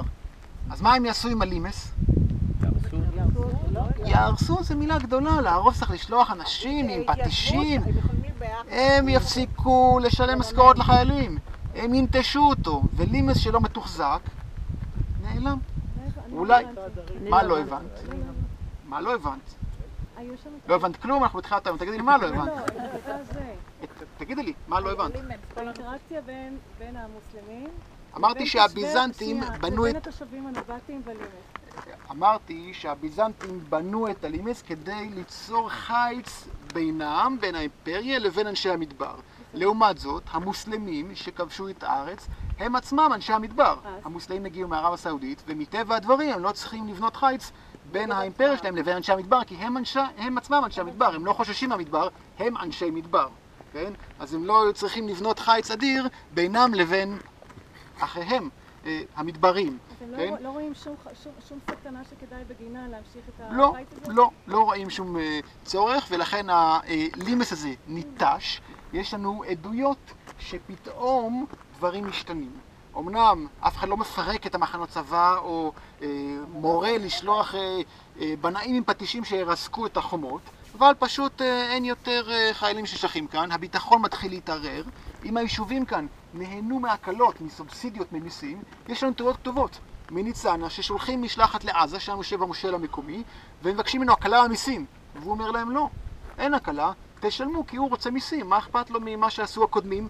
נתנו סובסידיות כדי לבסס את הלימס, אבל הלימס כבר לא מעניין אותם, אז אין יותר הקלות, אין סובסידיות, וכמובן שלהחלטה הזאת יש אפקט בטווח ארוך. אם האוכלוסייה כאן התבססה על הידע מצד אחד, ועל הסובסידיות מצד שני, אם אין סובסידיות, הכל ניטש. זה אמנם לא קורה בן לילה, ומתחיל תהליך הדרגתי שבמסגרתו כל היישובים כאן ניטשים, ובעצם הנגב חוזר למצב הבראשיתי. כאשר אם נשאל מה קורה עם האוכלוסייה הנבטית, שיכלה לכל כך הרבה תהליכים, מה קורה איתם? התשובה לכך קצת מורכבת. ייתכן שאחדים התנוודו וחזרו להיות נוודים כפי שהיו קודם לכם. ייתכן שאחרים פשטו צפונה והשתלטו על שטחים שהלכו והתרוקנו. כי גם מצפון הארץ יודעת ירידה יישובית, שטחים חקלאיים גם מצפון ננטשים, מסיבות כאלו ואחרות שאני לא אכנס אליהם כאן, והם יכולים להפוך לחקלאים קצת מצפון. מה רע? כבר יודעים להיות חקלאים, אז יכול להיות שמתיישבים גם שם. ובהחלט ייתכן שחלקם, לא רובם, אבל חלקם הם אולי אבות אבותיהם של הבדואים דהיום. כאשר חשוב להבין שבמחקרים רואים שמרבית הבדואים של היום הגיעו מירדן ומצרים ומחצי האי ערב במאה ה-17 וה-18 וה-19. וכשנדברים על אתנוס, קשה מאוד להגדיר את זה, וייתכן שחלקם הם צאצאי הנבטים שעדיין קיימים כאן מאז אותם ימים. חשוב להבין שהנבטים הגיעו מחצי האי ערב. הם עברו תהפוכות, הם עברו רומניזציה, הם התנצרו, והנה באו הערבים העכשוויים שהם בעצם אחיהם האבודים. אז הם התחברו אליהם שוב וקיבלו על עצמם את האסלאם, כן, במסגרת תהפוכה נוספת, כך שבהחלט אפשרי שצאצאי הנבטים בחלקם הם אבות אבותיהם של הבדואים דהיום. בבקשה. באיזה נקודות ישב השלטון המקומי החדש המוסלמי? ב-630 ומשהו הזה? בעזה. בעזה ואיפה עוד? אני לא רוצה להיכנס לזה כאן, כי זה נושא שאפשר להרחיב עליו רבות, ואני לא רוצה לסבר אתכם יותר למידה. האמת היא שיש חלוקה בין התקופה האומאית לעבאסית, ובתקופה האומאית יש את בריחה מקומית, ויש את דרך החאג', ובערבה יש את הפוג'רות, שפיתחו חקלאות. באופן סכמטי, האזור הזה ניטש מהר מאוד, ואין כאן שליטה. השליטה הכי קרובה היא בעזה. המרחב הזה ניטש לחלוטין, שוב באופן סכמטי. ההכללה הזאת קצת מוטעית, כמו מטבע כל הכללות, אבל זו הסכמה הכללית שאני לא רוצה לרדת לרזולוציה גבוהה יותר כדי לא לסבך אתכם יתר על המידה. זה התהליך שבו האוכלוסייה כאן מפסיקה לשבת קבע, מתנתקת מהקרקע, הסכרים, הטרסות מתנפצים, מתרסקים, השיטפונות לוקחים הכל, הדרכים מתכסות באבק והכל נשכח. עד שמגיעים חוקרים ומתחילים לחשוף את פעילי העבר שהיו כאן.